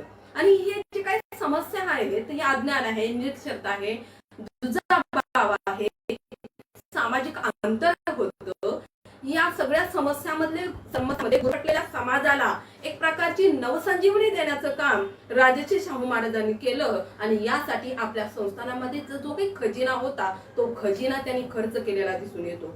आणि समाजामधले जे काही गोरगरीब आहेत, दीनदुबळे आहेत, आर्थिक दृष्टिकोनातून मागास आहेत, उपेक्षित आहेत, अशा घटकांच्या विकासाला प्राधान्य देणारे हे एक महान लोकनेते होते. हे इतिहासातील एकमेव उदाहरण असलेले दिसून येतं. छत्रपती शाहू महाराजांनी 26 जून 1902 साली सर्व बहुजनांसाठी 50% आरक्षणाचं धोरण जाहीर केलं. जे युएनओ ही जागतिक स्तरावरची संघटना आहे. ज्या जागतिक स्तरावरच्या संघटनेनं पहिलं महायुद्ध झालं, दुसरं महायुद्ध झालं आणि दुसऱ्या महायुद्धाच्या नंतर अमेरिकेनं जपान सारख्या छोट्याशा शहरावर किंवा जपान मधल्या 2 शहरावर 6 ऑगस्ट आणि 9 ऑगस्ट म्हणजे जी शहर आहेत नागासाकी आणि हिरोशिमा या 2 शहरावर अणुबॉम्ब सारखे हल्ले केले आणि त्या जपानला बेचिराग करून टाकलं. कारण त्या कालखंडामध्ये सर्वत्रच फक्त तिथंच नाही तर सर्वत्र साम्राज्यवादी धोरण होतं. आम्ही हिटलरशाही बघितली जर्मनीमध्ये, मुसोलिनीशाही बघितली इटालीमध्ये आणि असं साम्राज्यवादी धोरण सगळीकडे फोपावलेलं होतं. अशा कालखंडामध्ये 10 डिसेंबर 1948 ला युनो या जागतिक आंतरराष्ट्रीय स्तरावर कार्य करणाऱ्या संघटनेनं जागतिक शांती, मानवी हक्काची जोपासना करण्यासाठी, मानवी हक्काचं जे काही उल्लंघन होत आहेत यावर कंट्रोल करण्यासाठी मानवी हक्काचा जाहीरनामा 10 डिसेंबर 1948 ला जाहीर केला. यापूर्वी कितीतरी वर्ष आमच्या भारतामध्ये छत्रपती शाहू महाराजांनी 26 जून 1902 मध्ये काय बहुजनांसाठी आरक्षणाची तरतूद करून बहुजनांच्या मानव हक्काची मागणी संबंध समाजाला केलेली दिसून येते. इतकं महान कार्य राजर्षी शाहू महाराजांनी केलेलं दिसून येतं. आणि जो काही आरक्षणाचा जो जाहीरनामा त्यांनी प्रसिद्ध केला होता तो प्रसिद्ध करून नुसते थांबले नाही तर त्याची प्रत्यक्षात अंमलबजावणी करण्याचं सुद्धा कार्य राजर्षी शाहू महाराजांनी केलं. आणि हा जो काही जाहीरनामा होता 50% आरक्षणाचा हा फक्त मागासवर्गीयापुरता होता असं नाही, तर मागासवर्गीयामध्ये त्यामध्ये स्पष्ट उल्लेख केला होता की समाजातील जे जे घटक आर्थिक, शैक्षणिक, सामाजिक दृष्ट्या दुर्बल आहेत त्या सर्व घटकाच्या विकासासाठी हा जाहीरनामा आहे अशी स्पष्ट तरतूद त्यांनी हा जाहीरनामा प्रसिद्ध करताना केली होती. आणि त्याच्यामुळं या जाहीरनाम्याअंतर्गत मागास वर्गाबरोबर मराठा, कुणबी, दलित आणि आदिवासी या सर्व जाती जमाती ज्या वर्णव्यवस्थेच्या कुचंबनेमुळं किंवा मनुस्मृतीच्या धोरणामुळं आर्थिक, सामाजिक, शैक्षणिक सर्वच दृष्टिकोनातून मागास होत्या यांना पुढे येण्याची संधी मिळालेली दिसून येते.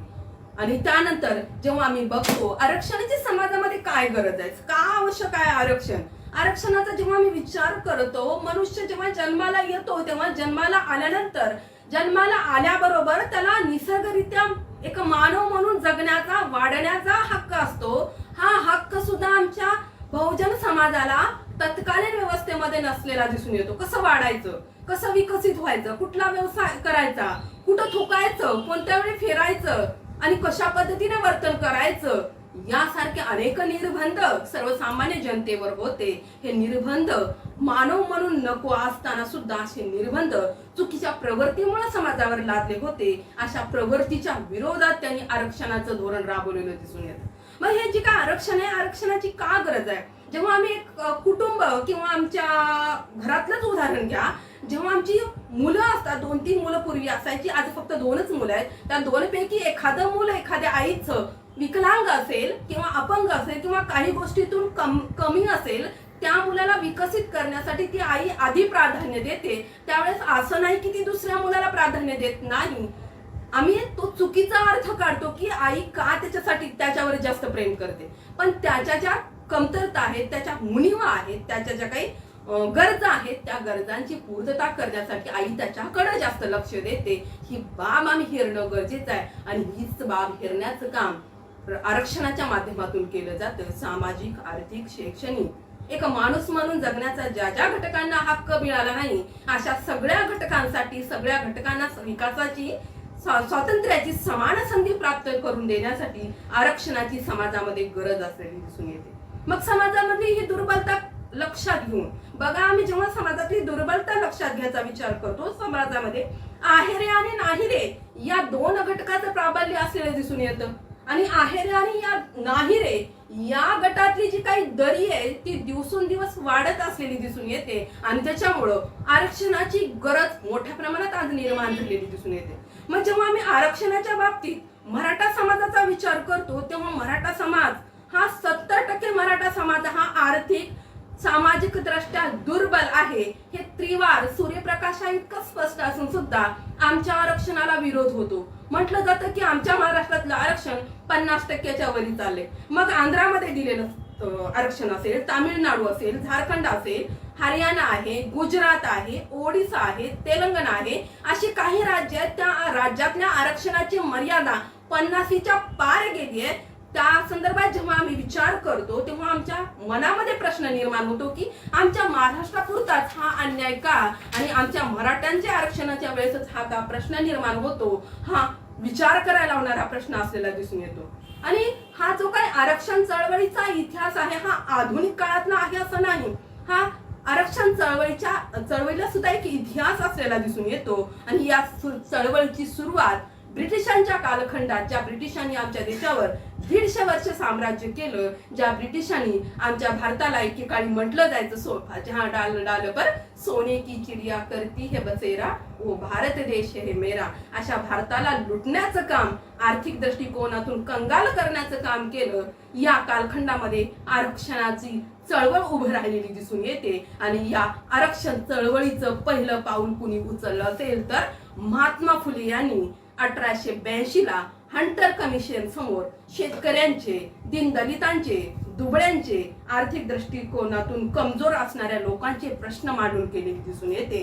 पुढे मग अशा दृष्टिकोनातून वेगवेगळ्या राज्यांनी सुद्धा प्रयत्न केले.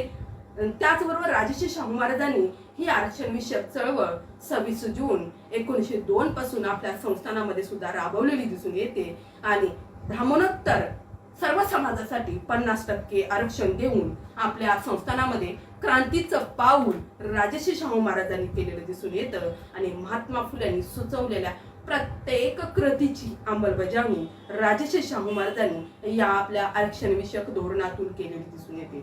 मग राजर्षी शाहू महाराजांचा हा आदर्श घेऊन 1918 ला म्हैसूर, 1921 ला मद्रास आणि 1925 ला मुंबई सारख्या प्रांतात सुद्धा आरक्षण जाहीर करण्यात आलेलं दिसून येतं. म्हणजे आदर्श बघा, राजर्षी शाहू महाराजांसमोर महात्मा फुल्यांचा होता आणि महात्मा फुल्यांचा राजर्षी शाहू महाराजांसमोर आदर्श होता. आणि राजर्षी शाहू महाराजांचा आदर्श घेऊन या वेगवेगळ्या राज्यांनी आपापल्या राज्यामध्ये आर्थिक दृष्टिकोनातून, सामाजिक दृष्टिकोनातून आणि शैक्षणिक दृष्टिकोनातून मागास असलेल्या लोकांसाठी आरक्षणाचं धोरण लागू केलेलं दिसून येतं. आणि आमच्या भारतामध्ये जी काही 26 जानेवारी 1950 पासून जी काही आमची राज्यघटना अंमलात आली, त्या राज्यघटनेची जी काही तत्व आहेत, समता, न्याय, बंधुता ही तत्व तत्कालीन व्यवस्थेमध्ये राजर्षी शाहू महाराजांनी आपल्या संस्थानामध्ये राबवलेली दिसून येतात. आमच्या भारताच्या राज्यघटनेची जी काही उद्देश पत्रिका आहे, जो काही आमच्या देशाचा सरनामा आहे, त्या सरनाम्यामध्येच ही तत्व आहेत. समता, न्याय, बंधुता, आम्ही भारतीय लोक, अशी असलेली आमची भारताची ही राज्यघटना आमच्या प्रत अर्पण करीत आहोत. ही तत्व राजर्षी शाहू महाराजांनी आपल्या समाजात रुजवली, वाढवली आणि त्याचं फळ आमच्या राज्यघटनेमध्ये आम्हाला मिळालेलं दिसून येतं. आणि शैक्षणिक दृष्ट्या, आर्थिक दृष्ट्या, त्याचबरोबर सामाजिक दृष्ट्या जे काही घटक उपेक्षित आहेत, अविकसित आहेत, अशा घटकांना विशेष सवलती, संधी या राज्यघटनेच्या माध्यमातून देण्याची तरतूद करण्यात आलेली दिसून येते. आरक्षणाचा जेव्हा मी अर्थ बघतो त्यावेळेस माझे जे काही सहकारी डॉक्टर पवळे म्हणून त्यांनी सामाजिक चळवळीच्या त्यांच्या विचारामध्ये सामाजिक चळवळीचं त्यांनी पुस्तक लिहिले. त्या पुस्तकामध्ये त्यांनी आरक्षणाची व्याख्या केली. ती व्याख्या आपण लक्षात घेणं खूप महत्वाचं आहे. आरक्षण म्हणजे समाजातील आर्थिक, सामाजिक, राजकीय आणि शैक्षणिक दृष्ट्या मागास असलेल्या दुर्बल घटकांना स्वउन्नतीसाठी व आपले अधिकार उपभोगण्यासाठी निर्माण करून दिलेली विशेष संधी होय. बघा, आर्थिक दृष्टिकोनातून, सामाजिक दृष्टिकोनातून, शैक्षणिक दृष्टिकोनातून, ज्या दृष्टिकोनातून एखादा व्यक्ती, एखादा समाज अविकसित आहे, माग आहे, अशा समाजाला विकसित होण्यासाठी, पुढे जाण्यासाठी विशेष संधीची तरतूद म्हणजे आरक्षण होय. मग आमच्या मराठ्यांना किंवा आमच्या मराठा समाजाला जे आरक्षणाची जी आम्ही मागणी करत आहोत, ही मागणी करताना जेव्हा आम्ही आमच्या समाजाचं निरीक्षण करताना आम्हाला लक्षात आहे की कितीतरी दिनदुबळे आहेत, कितीतरी अविकसित आहेत, कितीतरी अज्ञानी आहेत, शैक्षणिक, सामाजिक दृष्टिकोनातून मागास आहेत, तरी आमचा आरक्षणाचा विषय चालढकल करण्यात आलेला दिसून येतो.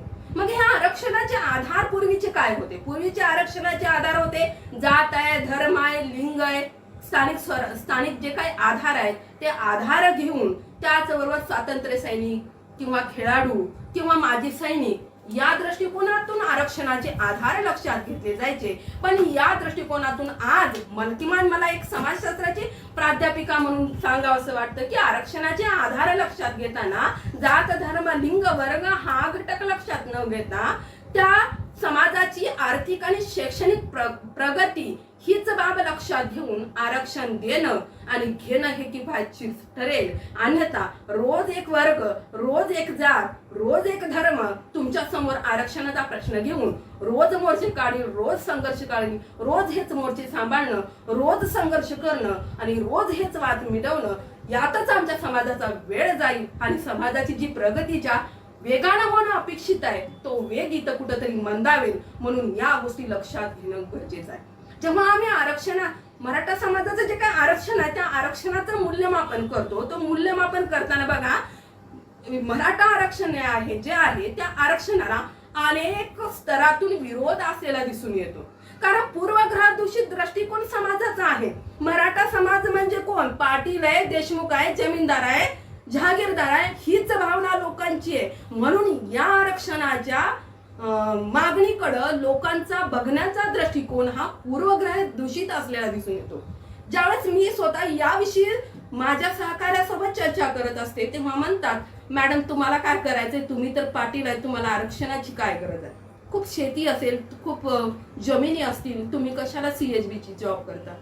बघा किती समाजाची शोकांतिका. म्हणजे जो पूर्वग्रह दूषित दृष्टिकोन आहे आमच्या आरक्षणाच्या संदर्भातला, तो दृष्टिकोन लक्षात घेऊन तशाच प्रकारचा दृष्टिकोन आजही आमच्यावर लादला जातो. म्हणून आमच्या समाजाची वास्तव स्थिती या लोकांना लक्षात येत नाही. म्हणून वेगवेगळ्या स्तरातून आमच्या समाजाच्या आरक्षणाला विरोध होतो.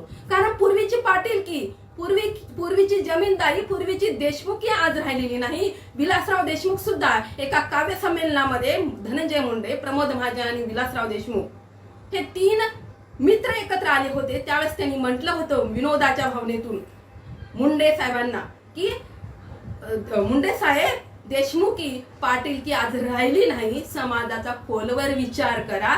मुठभर समाजामध्ये असणारे कारखानदार, मुठभर समाजामध्ये जे काही कारखानदार आहेत, मुठभर संस्थाचालक आहेत, मुठभर खासदार आहेत, मुठभर आमदार आहेत, याच लोकांना लक्षात घेऊन आम्हाला लक्षात घेतलं जातं. हा न्याय नाही.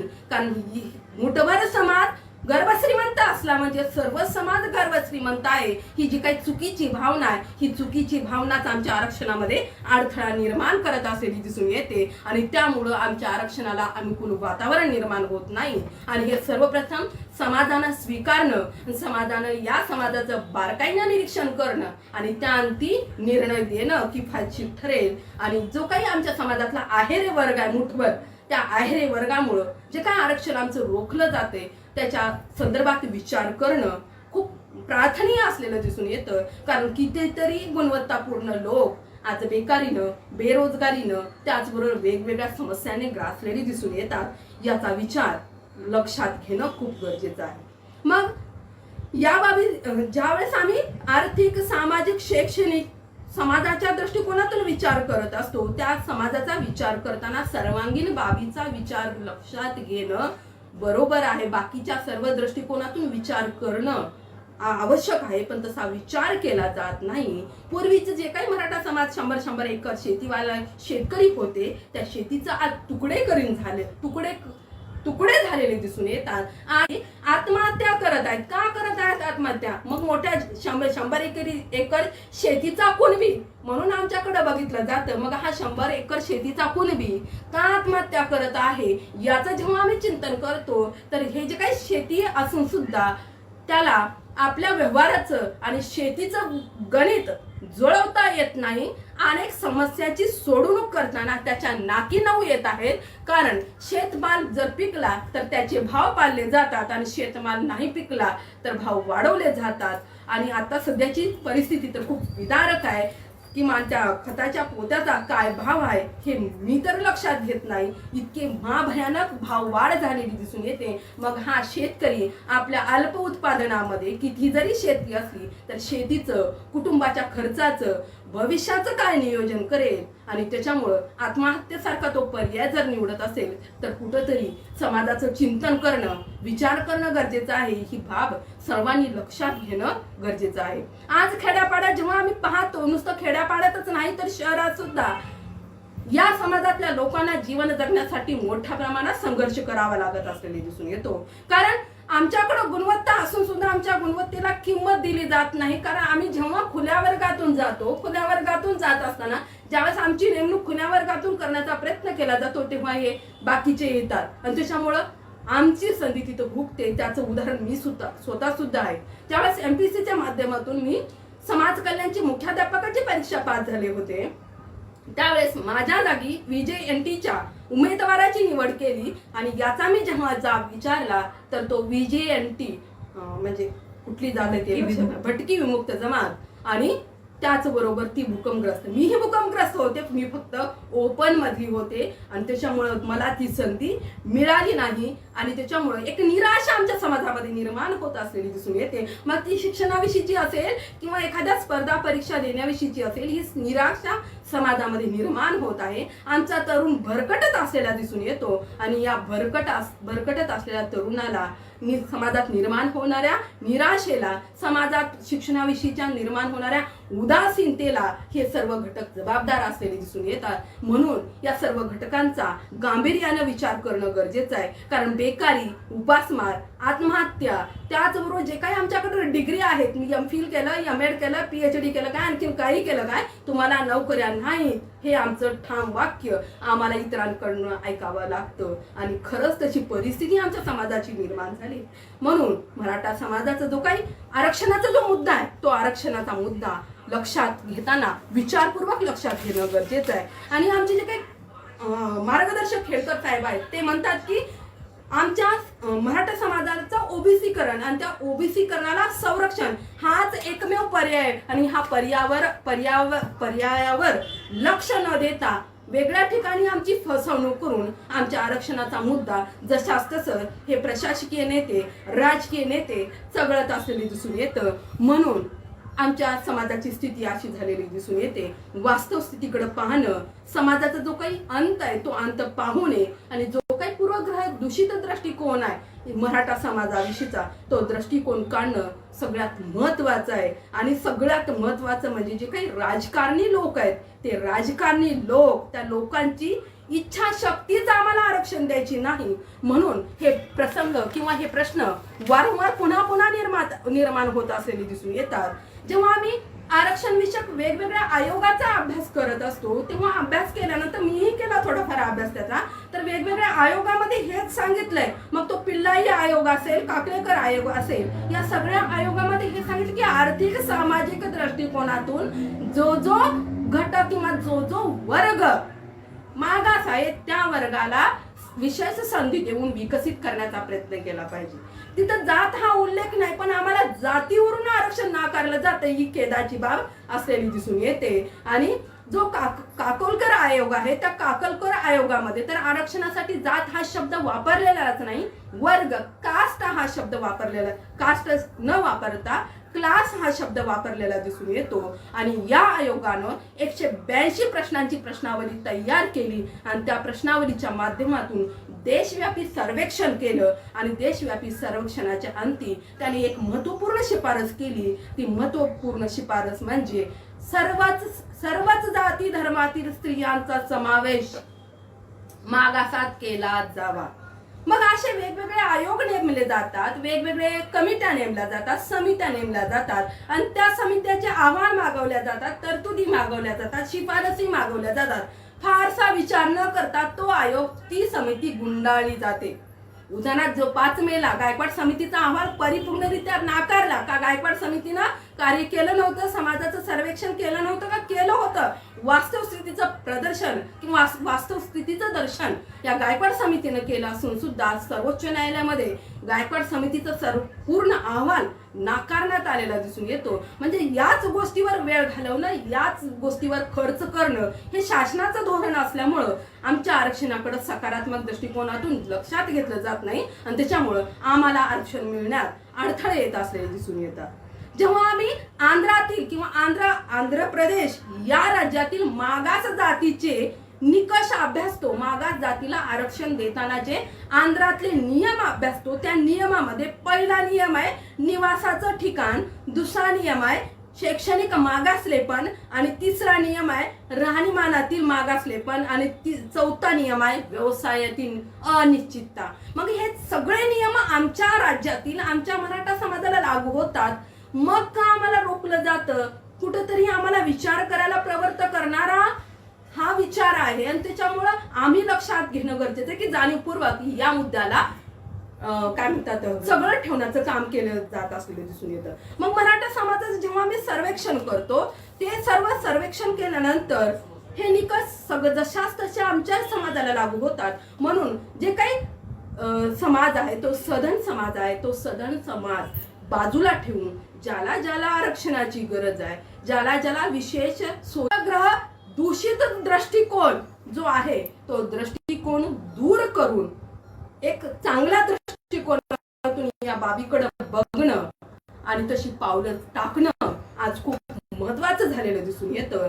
आणि जेव्हा आम्ही आणखीन एक आयोगाचा मी अभ्यास केले, त्या आयोगामध्ये तो आयोग 1964चा पिल्लाई आयोग आहे.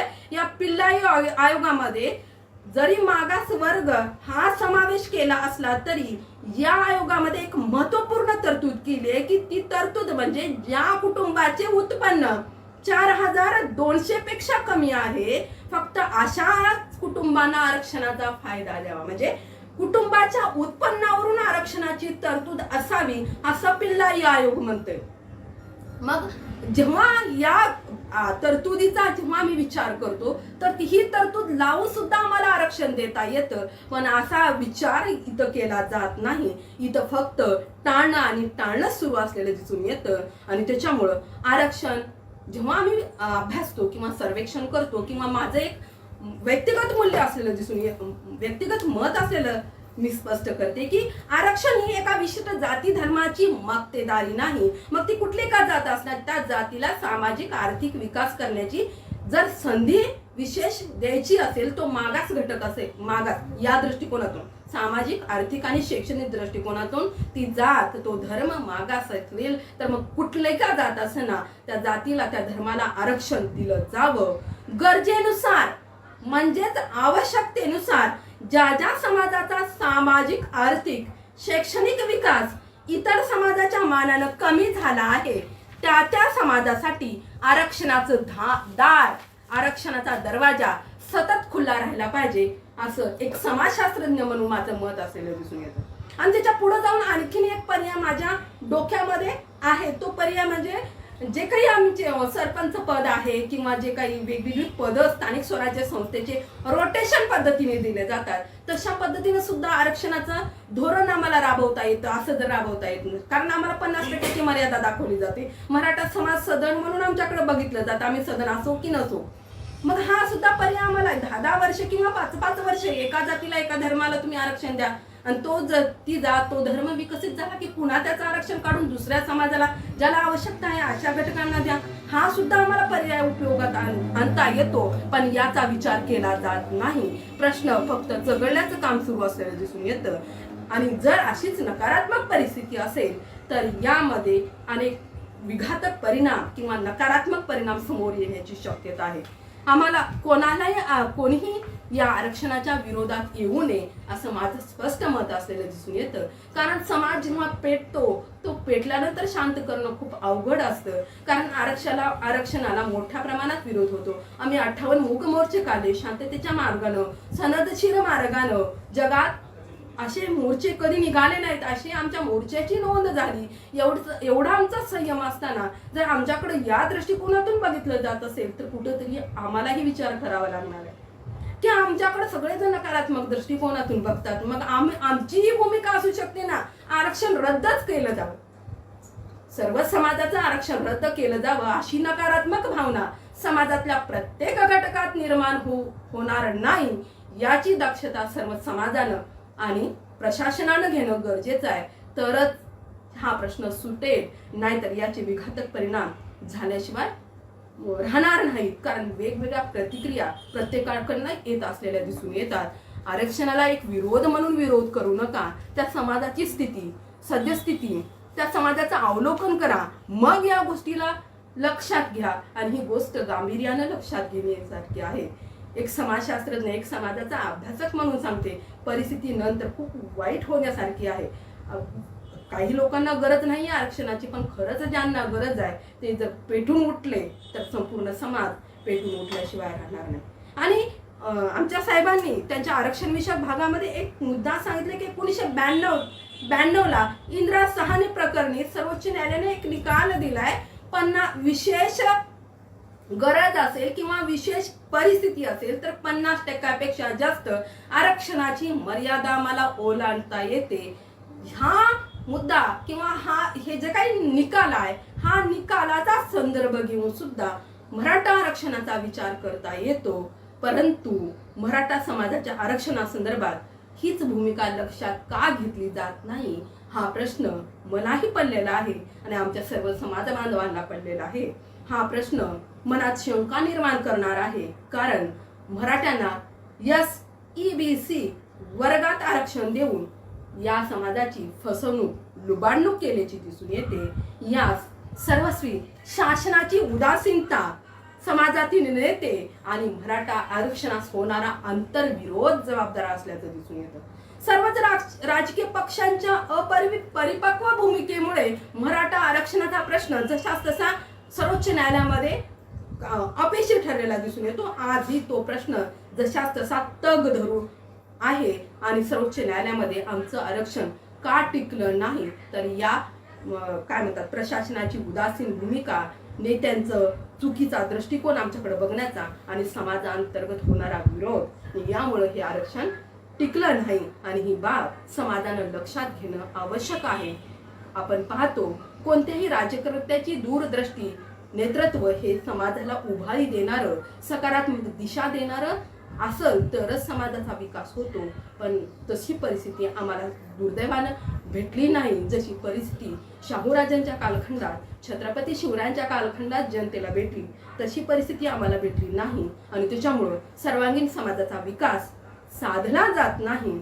राजर्षी शाहू महाराजांचा आम्ही जेव्हा अभ्यास करतो तेव्हा आपणास अशा प्रकारचं दुर्मिळ नेतृत्व कोल्हापूर संस्थानामध्ये लाभल्याचं दिसून येतं. त्यांनी ज्यांनी वर्णव्यवस्थेने बरबटलेल्या समाजाला सामाजिक, आर्थिक, शैक्षणिक, शेतीविषयक सर्व स्तरावर विकसित करण्याची क्रांती केलेली दिसून येते आणि त्यांचं हे कार्य जर डोळ्यासमोर ठेवून आमच्या प्रशासनानं, आमच्या देशातल्या लोकप्रतिनिधीनं, आमदार आणि खासदारांनी जर कार्य केलं तर नक्कीच आमचा प्रश्न निकालात निघू शकतो. जेव्हा आम्ही पुढे जाऊन बघतो की नैसर्गिक संकट, मी मगा शिक्षण विषयक धोरणामध्येही सांगितलं की नैसर्गिक संकट असतील किंवा मानवनिर्मित संकट असतील किंवा रोगराई असेल, असे प्रसंग जेव्हा निर्माण होतात त्या प्रसंगामध्ये जनतेला उभारी देणं खूप महत्वाचं असतं आणि ही उभारी देण्याचं काम आमच्या लोकप्रतिनिधीनं, आमच्या नेत्यांना करणं आवश्यक असतं. असं करण्याचं काम आमच्या समाजात होत नाही. ज्या कालखंडामध्ये छत्रपती राजर्षी शाहू महाराजांच्या कालखंडामध्ये मगाही सांगितलं की पुणे, मुंबई, कोल्हापूर आजूबाजूच्या शहरामध्ये दुष्काळ, प्लेग, महामारी यासारखी रोगराई आली होती. त्या कालखंडामध्ये मुंबईसारख्या शहरामध्ये मोठ्या प्रमाणात बळी गेले, पण कोल्हापूर संस्थानामध्ये अशा प्रकारची स्थिती निर्माण झाली नाही.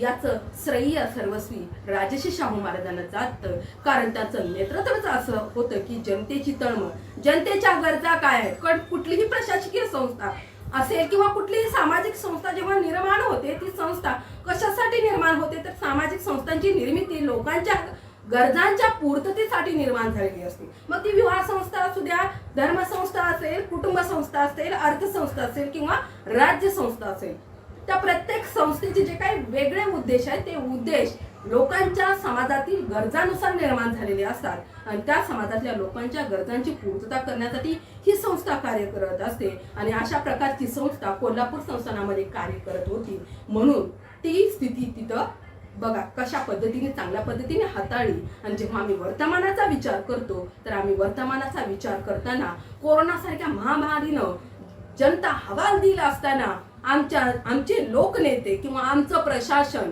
अनावश्यक प्रोजेक्टवर, अनावश्यक उपक्रमावर कोट्यावधीचा खर्च करतो आणि आमच्या जनतेला एक इंजेक्शन घेण्यासाठी, कोरोना महामारीपासून बचाव करण्यासाठी 20 ते 25 हजार, त्याचाही काळा बाजार, त्याचीही बेड उपलब्ध नाही, अशी आम्हाला कारणं ऐकावी लागतात. त्याचबरोबर सर्वसामान्य जनता मोठ्या प्रमाणात या दुसऱ्या लाटेमध्ये मृत्यू पावली आणि आमच्या नांदेडचं उदाहरण घ्यायचं असेल तर आमच्या नांदेडमध्ये जे काही आमच्या नांदेडमध्ये खासदार असतील, आमदार असतील किंवा आणखी मोठे पदाधिकारी असतील, यांना जेव्हा कोरोना झाला तेव्हा कोरोना झाल्यानंतर यांनी जिल्हा स्तरावरच्या रुग्णालयामध्ये उपचार घेतले नाहीत.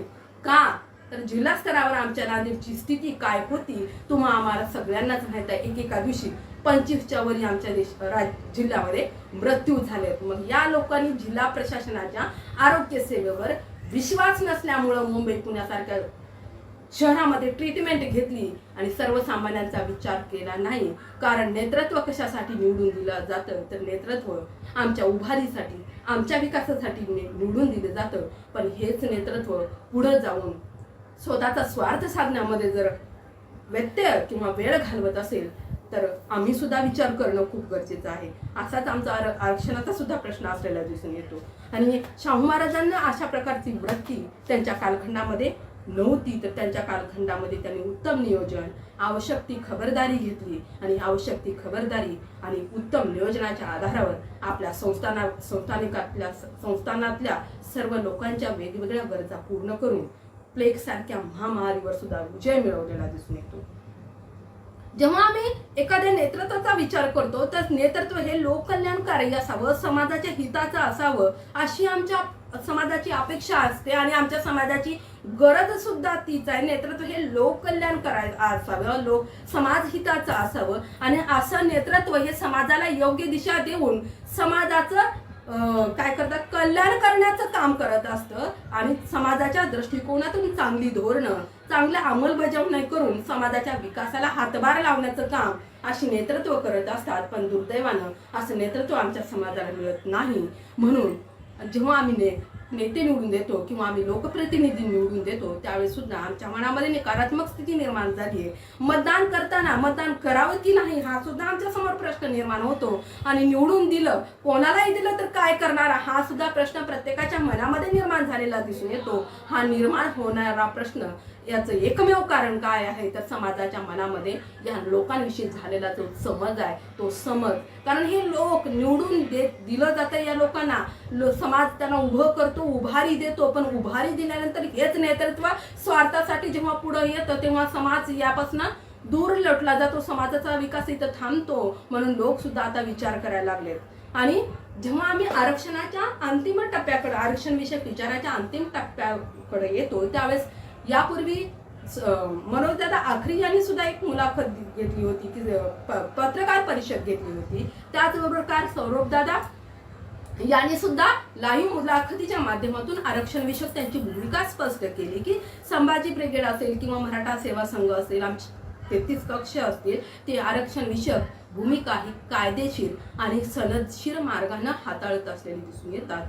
त्यांनी हे आमचा मराठा सेवा संघ, जिजाऊ ब्रिगेड, संभाजी ब्रिगेड या सर्व समितीच्या माध्यमातून अभ्यासू गट एक निर्माण केला जाईल आणि अभ्यासू गटाच्या धोरणानुसार आमचं पुढचं पाऊल असेल अशी भूमिका त्यांनी स्पष्ट केलेली दिसून येते. ओबीसीचं, मराठा समाजाचं ओबीसीकरण आणि ओबीसीचं संरक्षण हाच एकमेव पर्याय मराठा सेवा संघ आतापर्यंत सांगत आलेला आहे आणि त्यांच्या पाठीमागं आम्ही सर्वजण आहोत.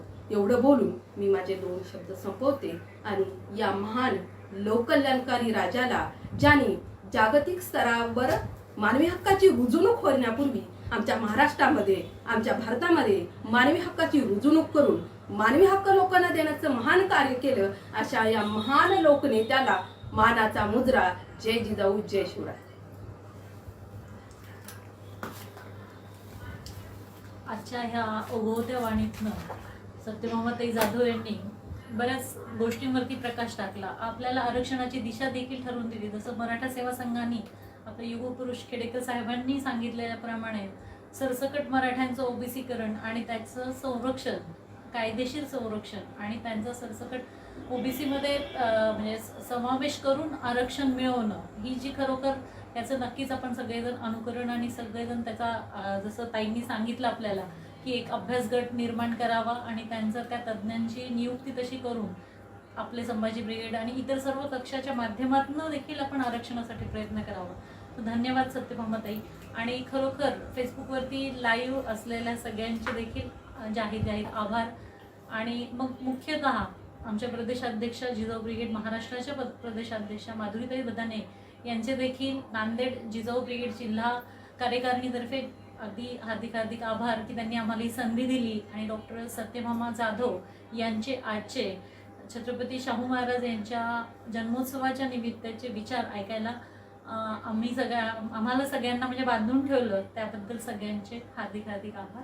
जय जिजाऊ, जय शिवराय.